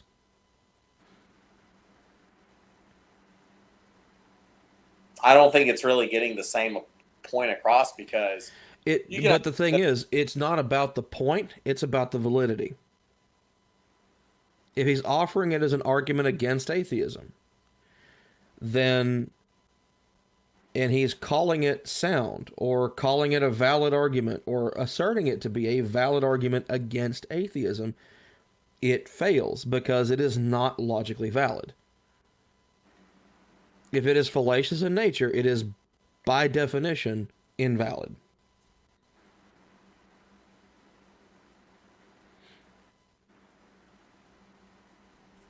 Pretty simple. Yeah, okay.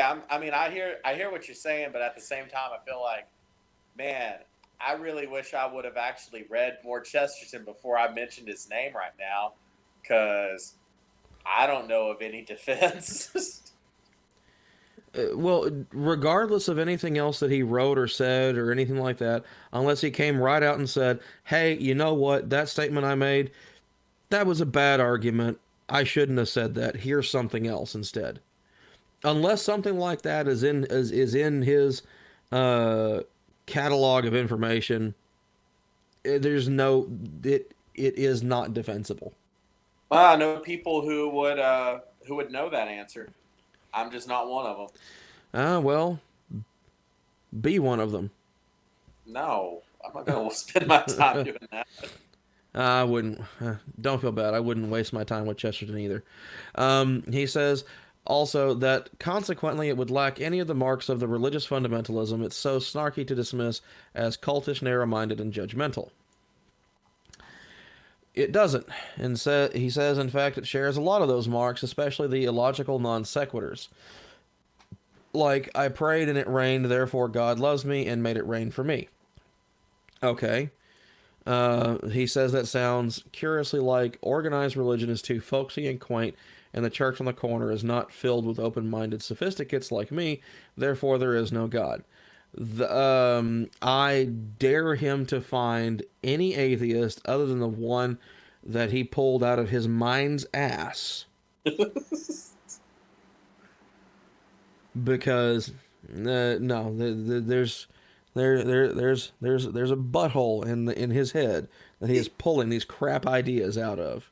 I know Uh, exactly what you're talking about too. oh yeah, who is he talking about? Google search edgelord. That's a meme. That is Yeah, literally absurdist humor. I that swear, if he takes that shit seriously, he's an even bigger moron than I thought. I I really hope. I hope that he's not as stupid as this makes him out to be. I it may be unbelievable, but at one time I attended a high school. Oh, Harry, just because you have male pattern baldness doesn't make you that much older than me. And in that high school, we had people that were exactly like the edgelord. So I've Okay, heard these arguments from real people, and it's like, oh, that's painful and right. cringy. Those are people who don't know what they're talking about, And and that's what he's talking about. He's not talking about your actual like educated people. He's talking about your angsty teens that are like, oh, you're not as sophisticated or cultured as me. You're therefore there is no God. except that's not what he's saying though. Okay. What he is painting this broad stroke as all atheists. He says specifically atheism, atheists, and he says he knows a few, and they're mostly good folks. And then everything else beyond that is a teardown of a straw man teardown of all this crap that he is ascribing to atheism and atheists in a general sense. Say what? So he's basically said, I know very few atheists. Most of them are good people, but I'm going to continue to berate this homunculus that doesn't believe in God that lives in the back of my brain. Exactly. Okay, we're on the same page now. Like this is literally just saying, it's like I'm going to treat atheism the way I've always treated it, despite conflicting knowledge, despite having knowledge to the contrary Yes. of this being the case. I'm going to treat it the way I want to believe it to be. Exactly. And that's ridiculous. Okay.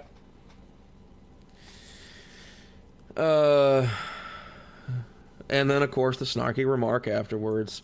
How about the church has a shameful history of failure, unlike all the other organizations in the world, unsoiled as they are from human failure. That's never been an implication that I've ever come across. Therefore, God does not exist. Again, these are non sequiturs, but I guarantee you that you'll never hear it on like an actual sanctioned debate stage. I thought you were going to say like an actual sanctioned atheist page, and I was like, No, there are like, no sanctioned atheist pages. That's one of the reasons. That's one of the strongest arguments against the assertion of atheism being a religion. the Church of Atheism. That's a bullshit publicity stunt, and everyone knows that. I didn't know that was a real thing. Yeah, like the flying spaghetti monster thing. Yeah, there's an actual thing. It's a bullshit publicity stunt. That's all it is.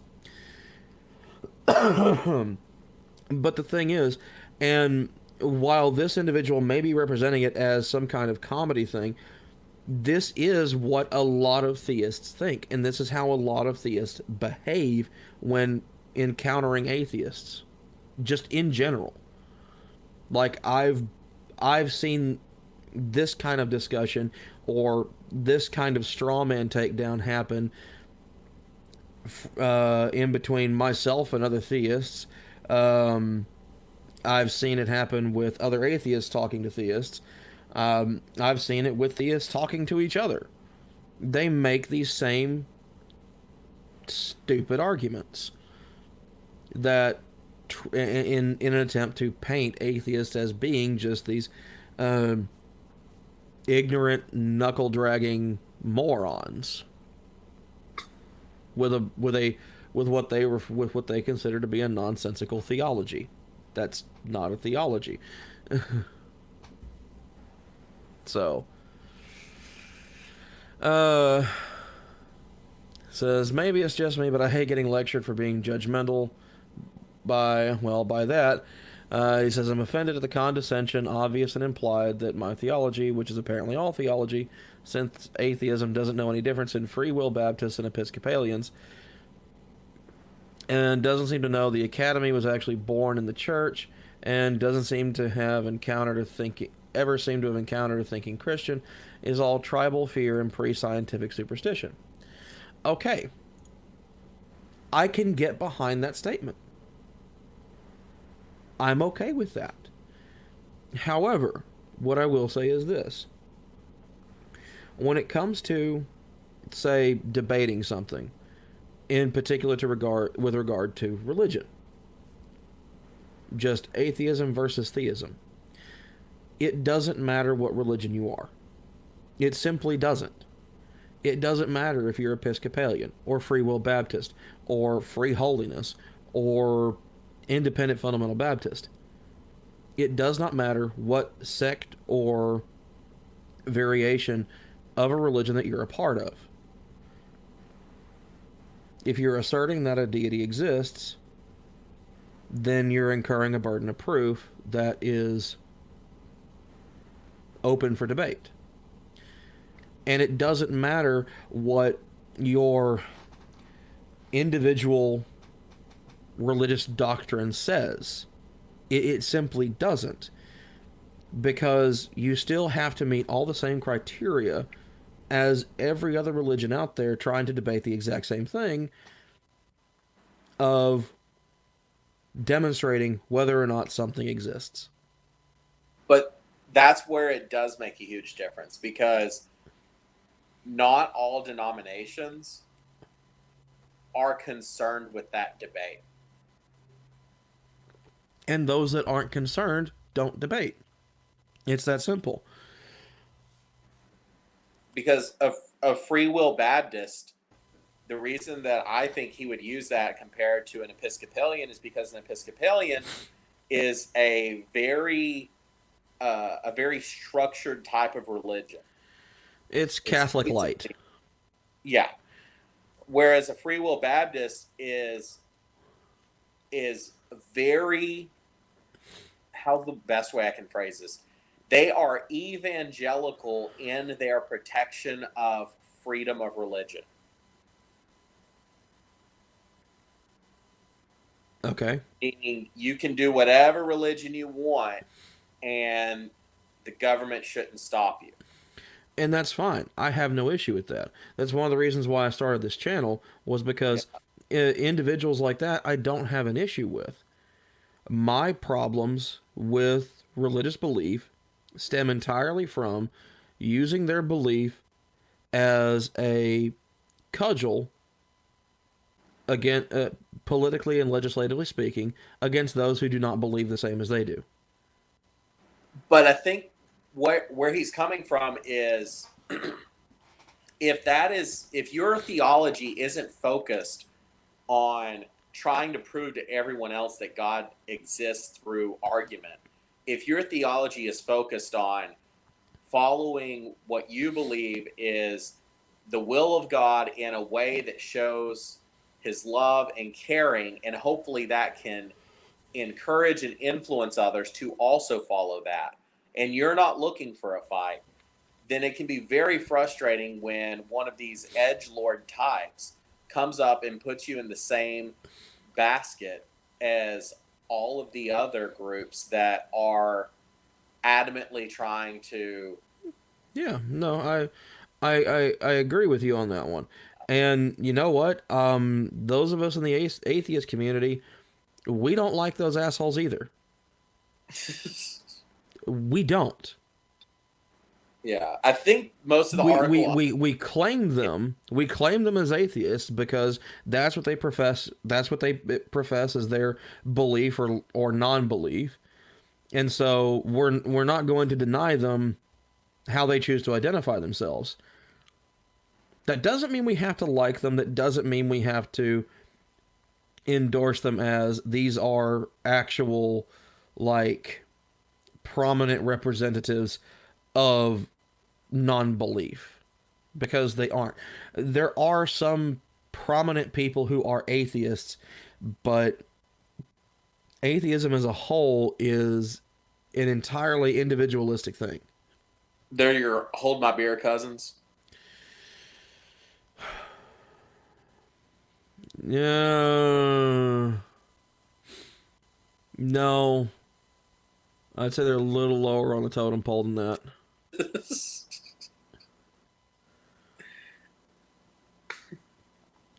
They're that family member that nobody's sure where they fall on the family tree, that they keep locked in the basement except during holidays. I don't know what kind of family you have, but I just made that up, so I mean, that was stone cold. I'm sorry. It's like, okay, like when you get into the whole internet culture thing, you have things like meme lords, edge lords, and shit lords. Meme lords are just people who troll with memes, plain and simple. Shit lords are people who will jump into the bullshit with you and show you just how stupid you're being.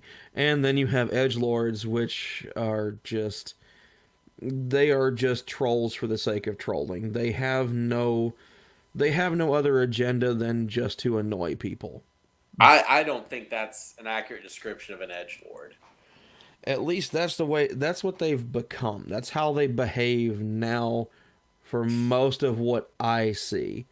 But there again, I don't associate with them, so I don't really give a shit. The edgelord is the one who is like, they're the ones that they're going to say something that is against the status quo just to prove how different they are. And they're going to be uppity about it. Okay, so here's my equivalent for that in the theistic world. Edgelords are atheist presuppositionalists. Yeah. Nobody likes them. Nobody wants to debate them, not because they're afraid of the truth or we just can't handle the facts that they drop. No, it's because your level of argumentation is so childish, inane, and outright absurd that it's just not worth paying attention to. Here's the best. That's a perfect description, by the way. But here's the best edgelord quote I've ever heard. And yes, there is a meme of it. It is, if there is a God, he'll have to ask me for forgiveness. Yeah, I've seen that one. Isn't that painful to hear? In all honesty, that's just the edgelord version of "you mad, bro?"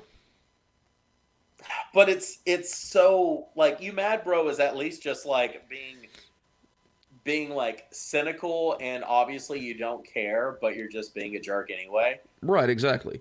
It's just high trolling is what that is. That is not high, well. If there is a God, he'll have to ask forgiveness from No, me. I mean the "you mad, bro" is high trolling. Oh yeah, it's high trolling.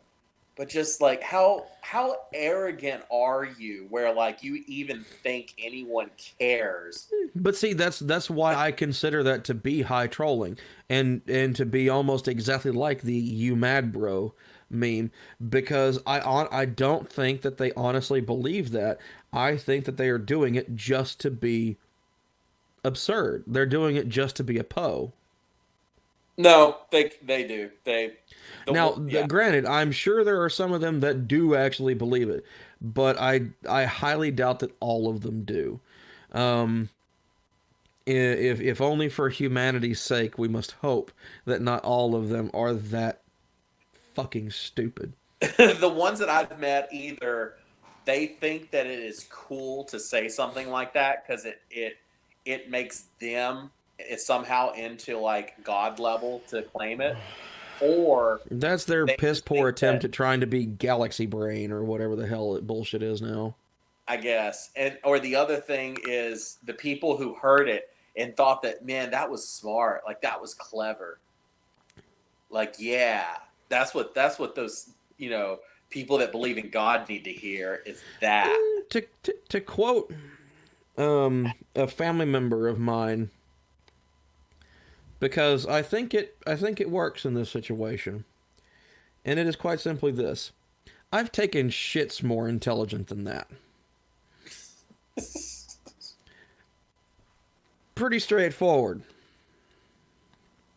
I remember right, that was one of my uncles, and You have an uncle who takes very intelligent poops, and you have another family member that you keep in the basement until it's time to eat Thanksgiving dinner. no, if anything, that might have been my stepdad's side of the family, actually. Oh. Oh man. Anyway, they were from Hugh Springs. Like they didn't know how far their family tree went in whatever directions. So I mean, there very well could have been a situation like that going on. I hope there wasn't, because nobody deserves to be locked in the basement. But again, that region of Texas, it wouldn't surprise me if somebody was. Did it ever become like one of those trees where the limbs just kind of grow into the ground and become one of the roots again?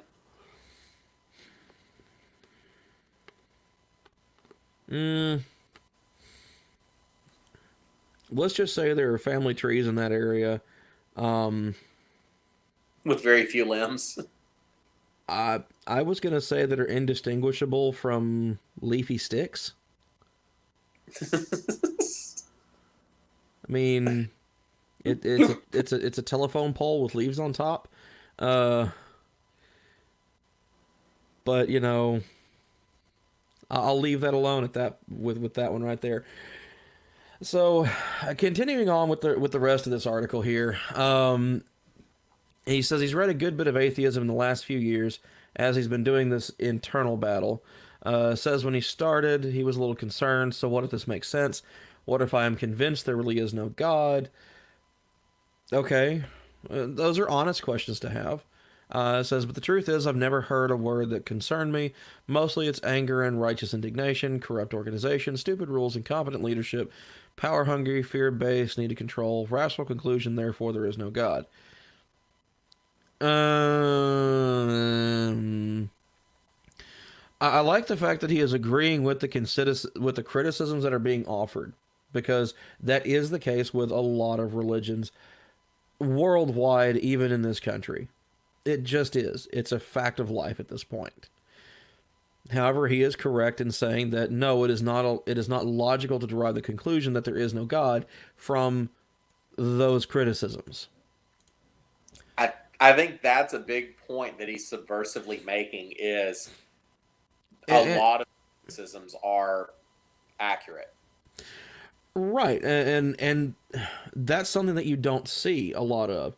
And like I said, I've treated this thing mostly as satire to some extent. However, I agree with some of the points that he's making. I just, to some level, disagree with how he is going about a lot of them. And the reason why is because the majority of atheists who are actually publicly vocal, do speaking engagements and things like that, who are activists or whatever, people like Matt Dillahunty or Aaron Ra or Silverman or Tim Ward. This is not how they justify disbelief. That doesn't even approach it. They've levied these criticisms not as justification for believing that there's not a God, or that there's no evidence for a God. They levy the criticisms because they're valid criticisms to levy against any organization.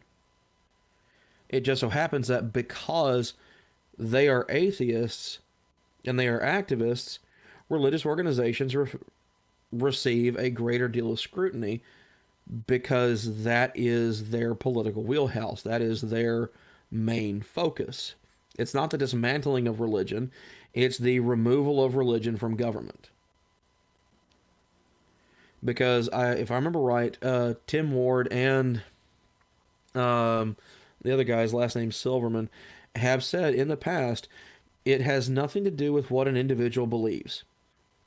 We're not trying to change people's minds about what they believe. They're more than welcome to believe whatever they want. However, the right to believe whatever you want does not extend to being allowed to force everyone else to believe as you do. Because what most people don't really seem to understand is that in the First Amendment, it does say the freedom of religion. But what is also implicit within that statement is not just freedom of religion, but also freedom from it. And that's the purpose for most of these atheist organizations, is to allow the entire country to have the option of being free from religion and having government do its job in being free from religion to at least remove as much as possible that particular bias that resides within government, because it does.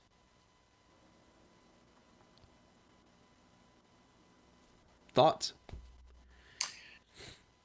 I mean, a lot of what you're discussing is going to be the atheist perspective on it, and I'm thinking about the freedom from religion. I mean, I'm not sure that I would agree that it's just, that's a weird wording, because freedom from government involvement or suppression of your religion or lack of religion, I could agree to that much. But nowhere does the Constitution say that you'll be free to have a life without having to encounter religion in That's your not civic what that's not what I'm saying, though. What I'm saying is freedom to be free. To have freedom of religion is also to have freedom from it. Not that you're never going to encounter it. That's not what I'm saying.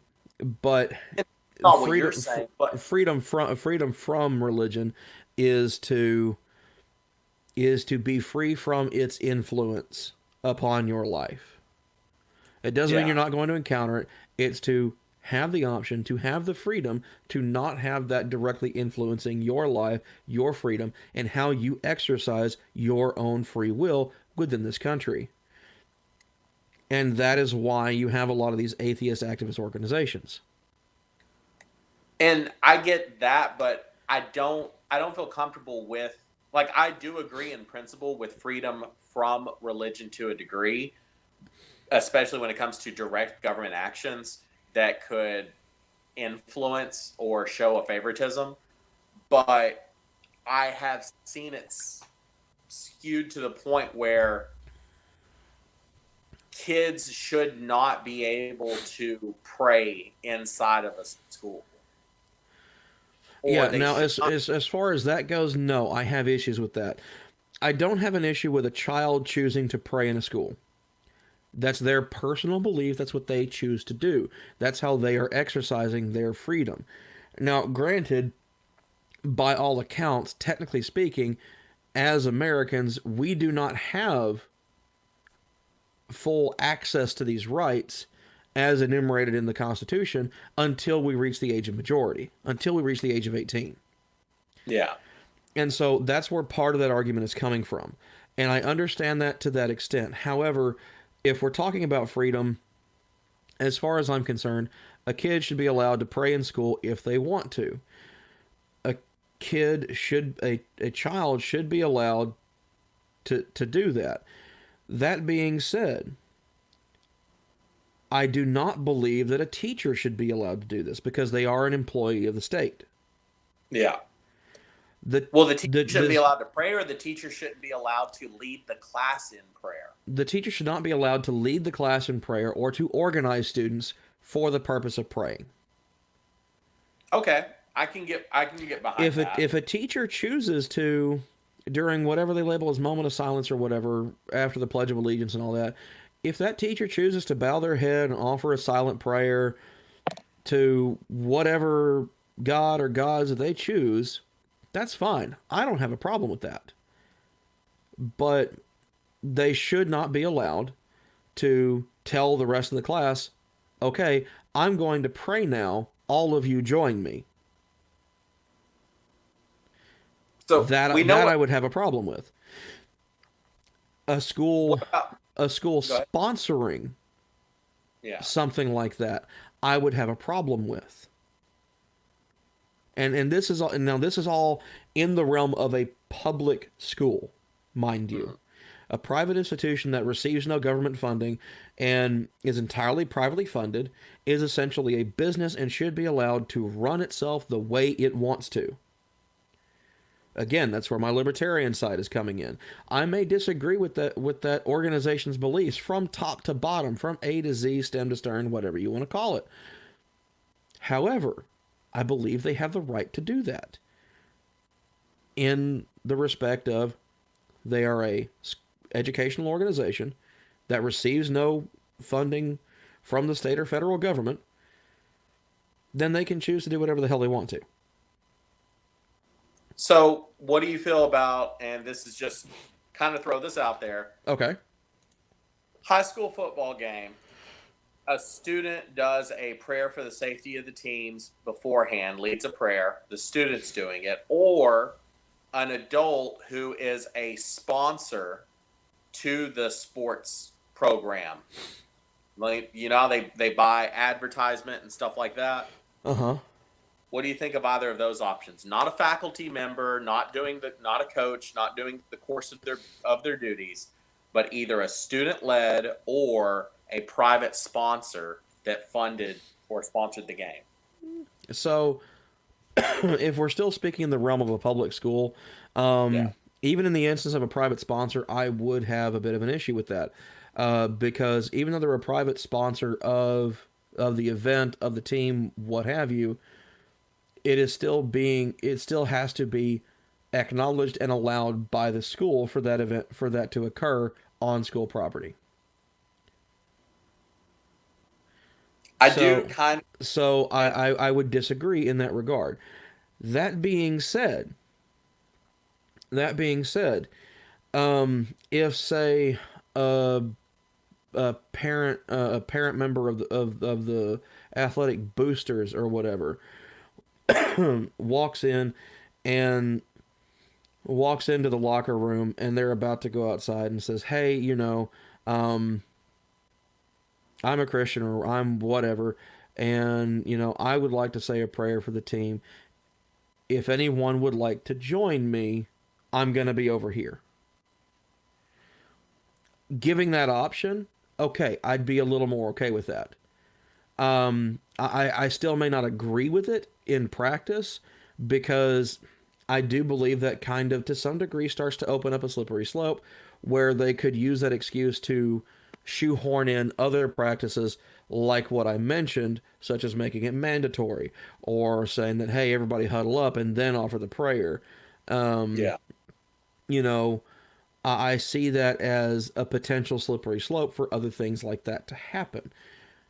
But on its surface, I don't inherently have an issue with it. Okay. There's a part of me that hates the idea of, but honestly recognizes it'd be hilarious if it was ever like, and tonight's pregame prayer is brought to you by Christian Brothers Automotive. Yeah, exactly. I mean, so, but still, but still, I'm willing to bet there are things like that do happen at private institutions when they have their games. It wouldn't surprise me in the slightest. And if that's what they want to do, that's what they want to do. But when it's a public school, they should have to adhere to everything else that's considered a public funding, a public organization. Where they're like, it wasn't state sponsored; it was literally private sponsored. So, well, you said private sponsored, but what I'm saying, the school as a whole. Yeah. So again, if someone jumped into the announcer's box and started off with that and said that at a public school event, that is the public school engaging in that. Because that school had to have listened to them, talked to them, and said, okay, we're going to allow this. Then I have a problem. But say it's somewhere like in Tyler, Texas, Catholic school up there, Bishop T.K. Gorman school, if they were to do that, they have their own stadium, they have their own teams, they compete in a football league with other Christian and Catholic schools. If they want to do that and they're at their home field, fine, more power to them. I don't care. They're a private school. But if John Tyler ISD or if John Tyler High School or Robert E. Lee High School did that, well, now we have a problem because those are both public schools. Let's see. He says, he digresses. Apparently there is an atheism that contemplates the actual nihilism of nothingness. Maybe Sartre, Camus. Okay, so number one, Sartre was not a nihilist. He actually was not a big fan of Nietzsche. He was an atheist existentialist in that he acknowledged that there is no express objective purpose to life, but that the purpose that you gain from life is a purpose that you choose for yourself, or you allow for yourself to be determined by somebody else. That's what it was. Albert Camus, on the other hand, I haven't studied him as much as I have Jean-Paul Sartre. So, he could be correct about Camus. He says, but I hear that none of that, the deeply considered theology and philosophy that actually brings one to the abyss of utter darkness, all I hear is bluster and anger. The church is bad, therefore there is no God. I guess if all you're doing is dealing with edgelords online, then yeah, you're probably going to hear that a lot, because that's just what they do. That's not atheism as a whole. Because there really is no whole of atheism. There's just atheism, which is a word, it's a term, it's a descriptor for a person that just does not believe in the existence of a deity. Pretty simple. There are atheists that believe in what I would consider some absurd shit. There are atheists that believe that ghosts exist. I'm not even joking. They believe that ghosts, spirits of nature, they believe that things, there are those that believe things like that exist. They just don't believe in a God. I thought you were going to say something like absurd, like anti-vaxxer atheists. I'm pretty sure there's a couple out there. There probably is. And it's probably one of those edgelord douchebags. I mean, if we're going to be real serious about that, that's probably where you're going to find them. If there is a disease out there, it'll have to be vaccinated against me. Yeah, and I hate to say this, but I almost want to say that I may have actually seen that somewhere. You said you've seen that somewhere? I want to say that I have. That's the jacked up part about that, is I think I may actually have. And I really hope I haven't. I hope I'm wrong on that one. I really, really do.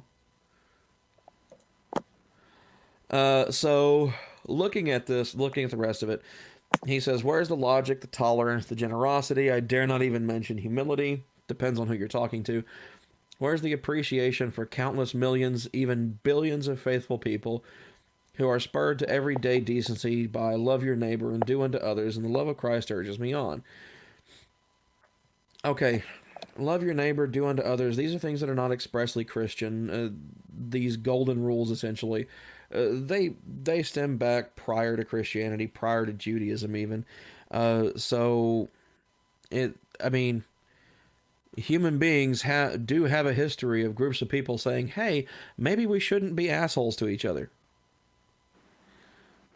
I mean, it's not just a uniquely Christian thing. Although there are some people that like to say that it is. I don't know why. They're obviously incorrect, but hey, to each their own. Well, there are different ethics based upon different groups and areas that are not... I mean, they share some commonalities. There are some universal ethics. Love your neighbor and doing unto others as you would have others do unto you. Those in and of themselves are almost universalities. No, that's not. That's very clearly delineated from Greek and Christian background. Like, okay, so Greek. Again, tolerance in general is not expressly Christian. It's not uniquely Christian. it's not uniquely Christian, but there are plenty. But that's the thing, is that's where when I read this, because he's explicitly lumping it in with, and the love of Christ urges me on, which obviously that is distinctly Christian. And so to me it lends itself to trying to be an argument that these things are Christian ideals. Yes, they're Christian ideals, but they're not only Christian ideals. They didn't invent them. Christianity did not invent these two things. These things existed prior to Christianity. And there are those who try to assert the exact opposite of that. And they're clearly wrong. That's just all I'm saying on that one. Well, what other religion besides Christianity has focused on basically an equality of thought where everyone has the ability to join the religion regardless of their tribal or kin group? Well, it's not just religion, and it's not religion specifically that I'm talking about. I'm talking about on a societal level, such as the Greeks had, such as the Greek philosophers and discussions and things like that. In fact, it wasn't really until religion got involved that things kind of went to hell in a handbasket in places like Alexandria. I mean, religion predated Alexandria and Greek society. Yeah. But there was not this as large a focus on the religious aspect of things, or as religious adherence, as there was to the single-mindedness of early Christianity. Oh, you're saying that when Christianity was introduced to Alexandria, as opposed to when polytheism was there. Correct. Because polytheism already had to figure out how to go along to get along for the most part, because at the end of the day they were all Greek, they all believed in these same deities, just some chose to honor this deity over that deity, this god over that god, so on and so forth. And so that whole live and let live mentality was a bit wider spread than what people realize. Yeah, the Greek society would not have lasted for as long as it did if that had not happened. So if it was so free and open, then why did Socrates have to kill himself? I've not read about Socrates in a while.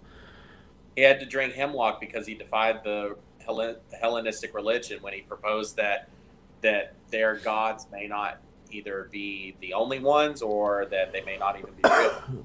It was because he was purporting the potential for atheism. And that's an example of the potential persecution of atheism. So I think that there's clearly some kind of religious ideology where they were saying that we aren't going to accept you if you have a different view. Whereas when Paul came into Greece and he saw that they had different gods, he was kind of like, hey, we got a lot of the same ideas. You got some good stuff going on here. So why don't you just kind of look at us as one of those gods that you don't know? You got this altar here. It says except outside the Bible, Christians behaved exactly counter to that in almost every instance. In almost every instance. Yes. That's a pretty broad accusation. Okay, let's look at Christian activity in Alexandria. Okay. What did they do on more than one occasion on their Sabbath day when Jews went to go view theaters on days that were not their Sabbath day? I am honestly not that familiar with. They would show up and throw as big and heavy rocks as they possibly could. Okay. Because they were violating not the Hebrew Sabbath, but they were violating their Sabbath day. Okay. For instance, the Greek thinker and philosopher Hypatia was brutally murdered by first century Christians for not being Christian. They accused her of being a witch and being in league with Satan. They kidnapped her from her home, stripped her naked, beat her, assaulted her, and flayed her alive. And one of the Christian leaders during this time, he was later canonized as a saint, Saint Cyril of Alexandria, to be precise.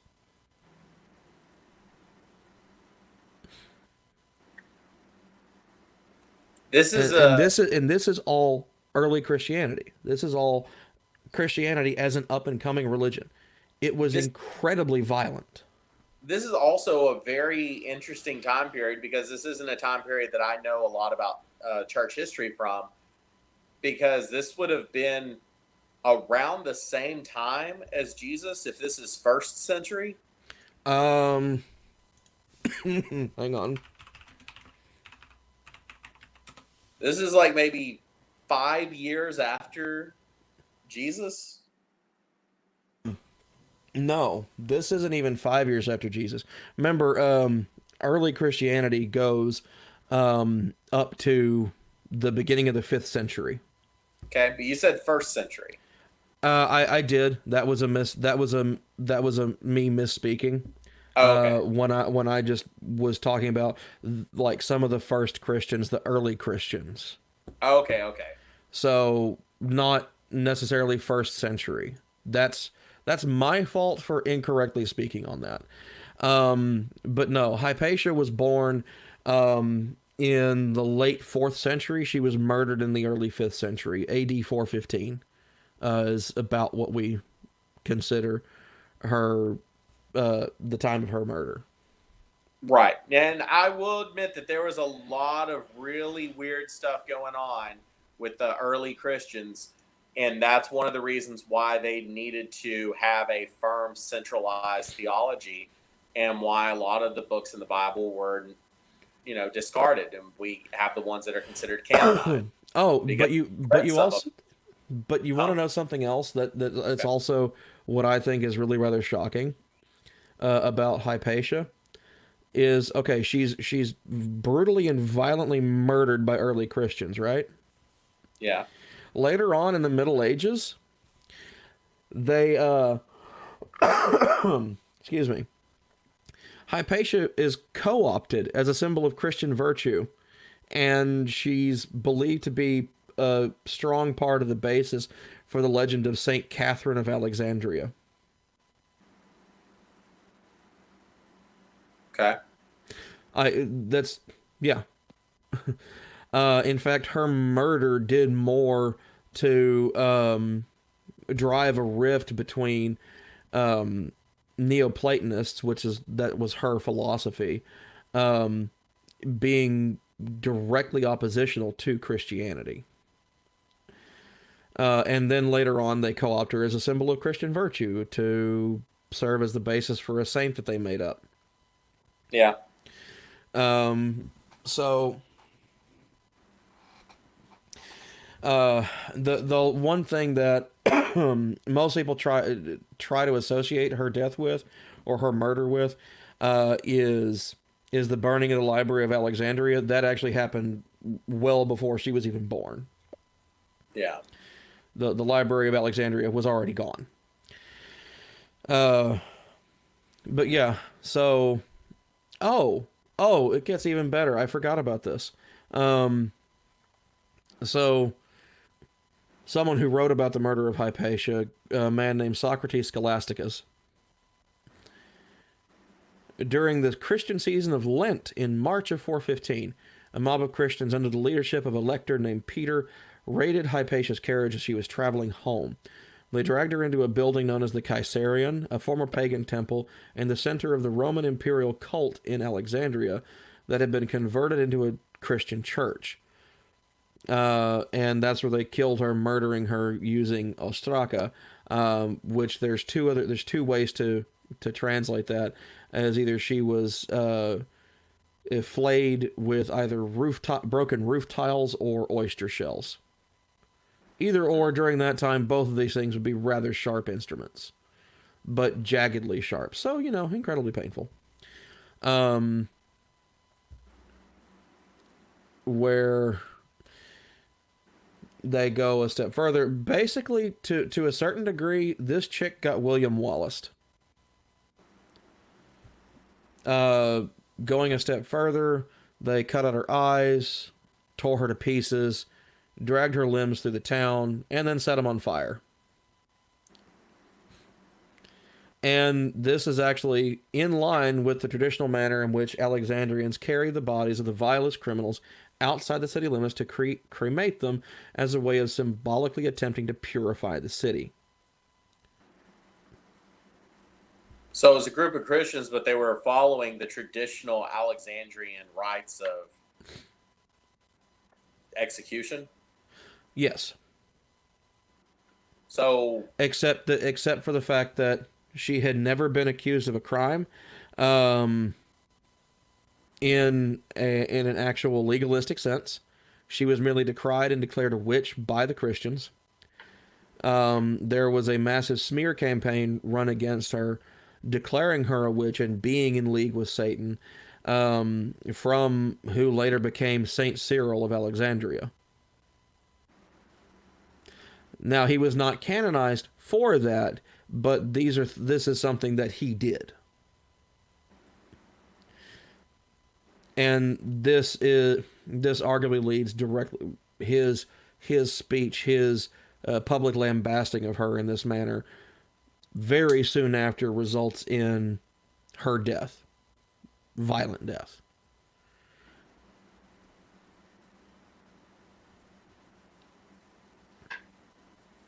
That is a very interesting story that I've never heard. Yeah.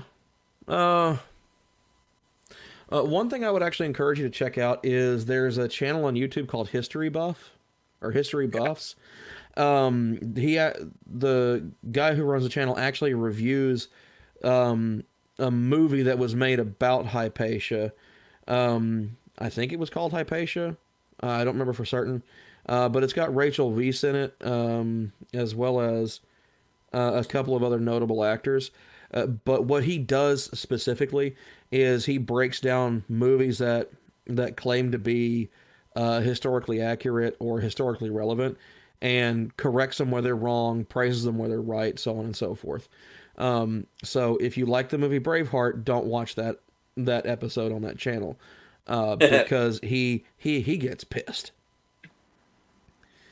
Because I mean, it was a decent movie if you consider everything to be completely inaccurate and just accept it as being a movie that is loosely about that thing. But Mel Gibson royally screwed the pooch on that. I mean, one of the only other movies that he's made that's less historically accurate than that was The Patriot. So, anyway. So finishing up with doing battle with atheism, going through, we're going to skip over some of the stuff. He says he doesn't believe in the same God most atheists don't believe in the all-controlling man upstairs who capriciously acts in favor of the righteous. And if you listen to some players and coaches, apparently on behalf of some football teams, I do like that little aside in there.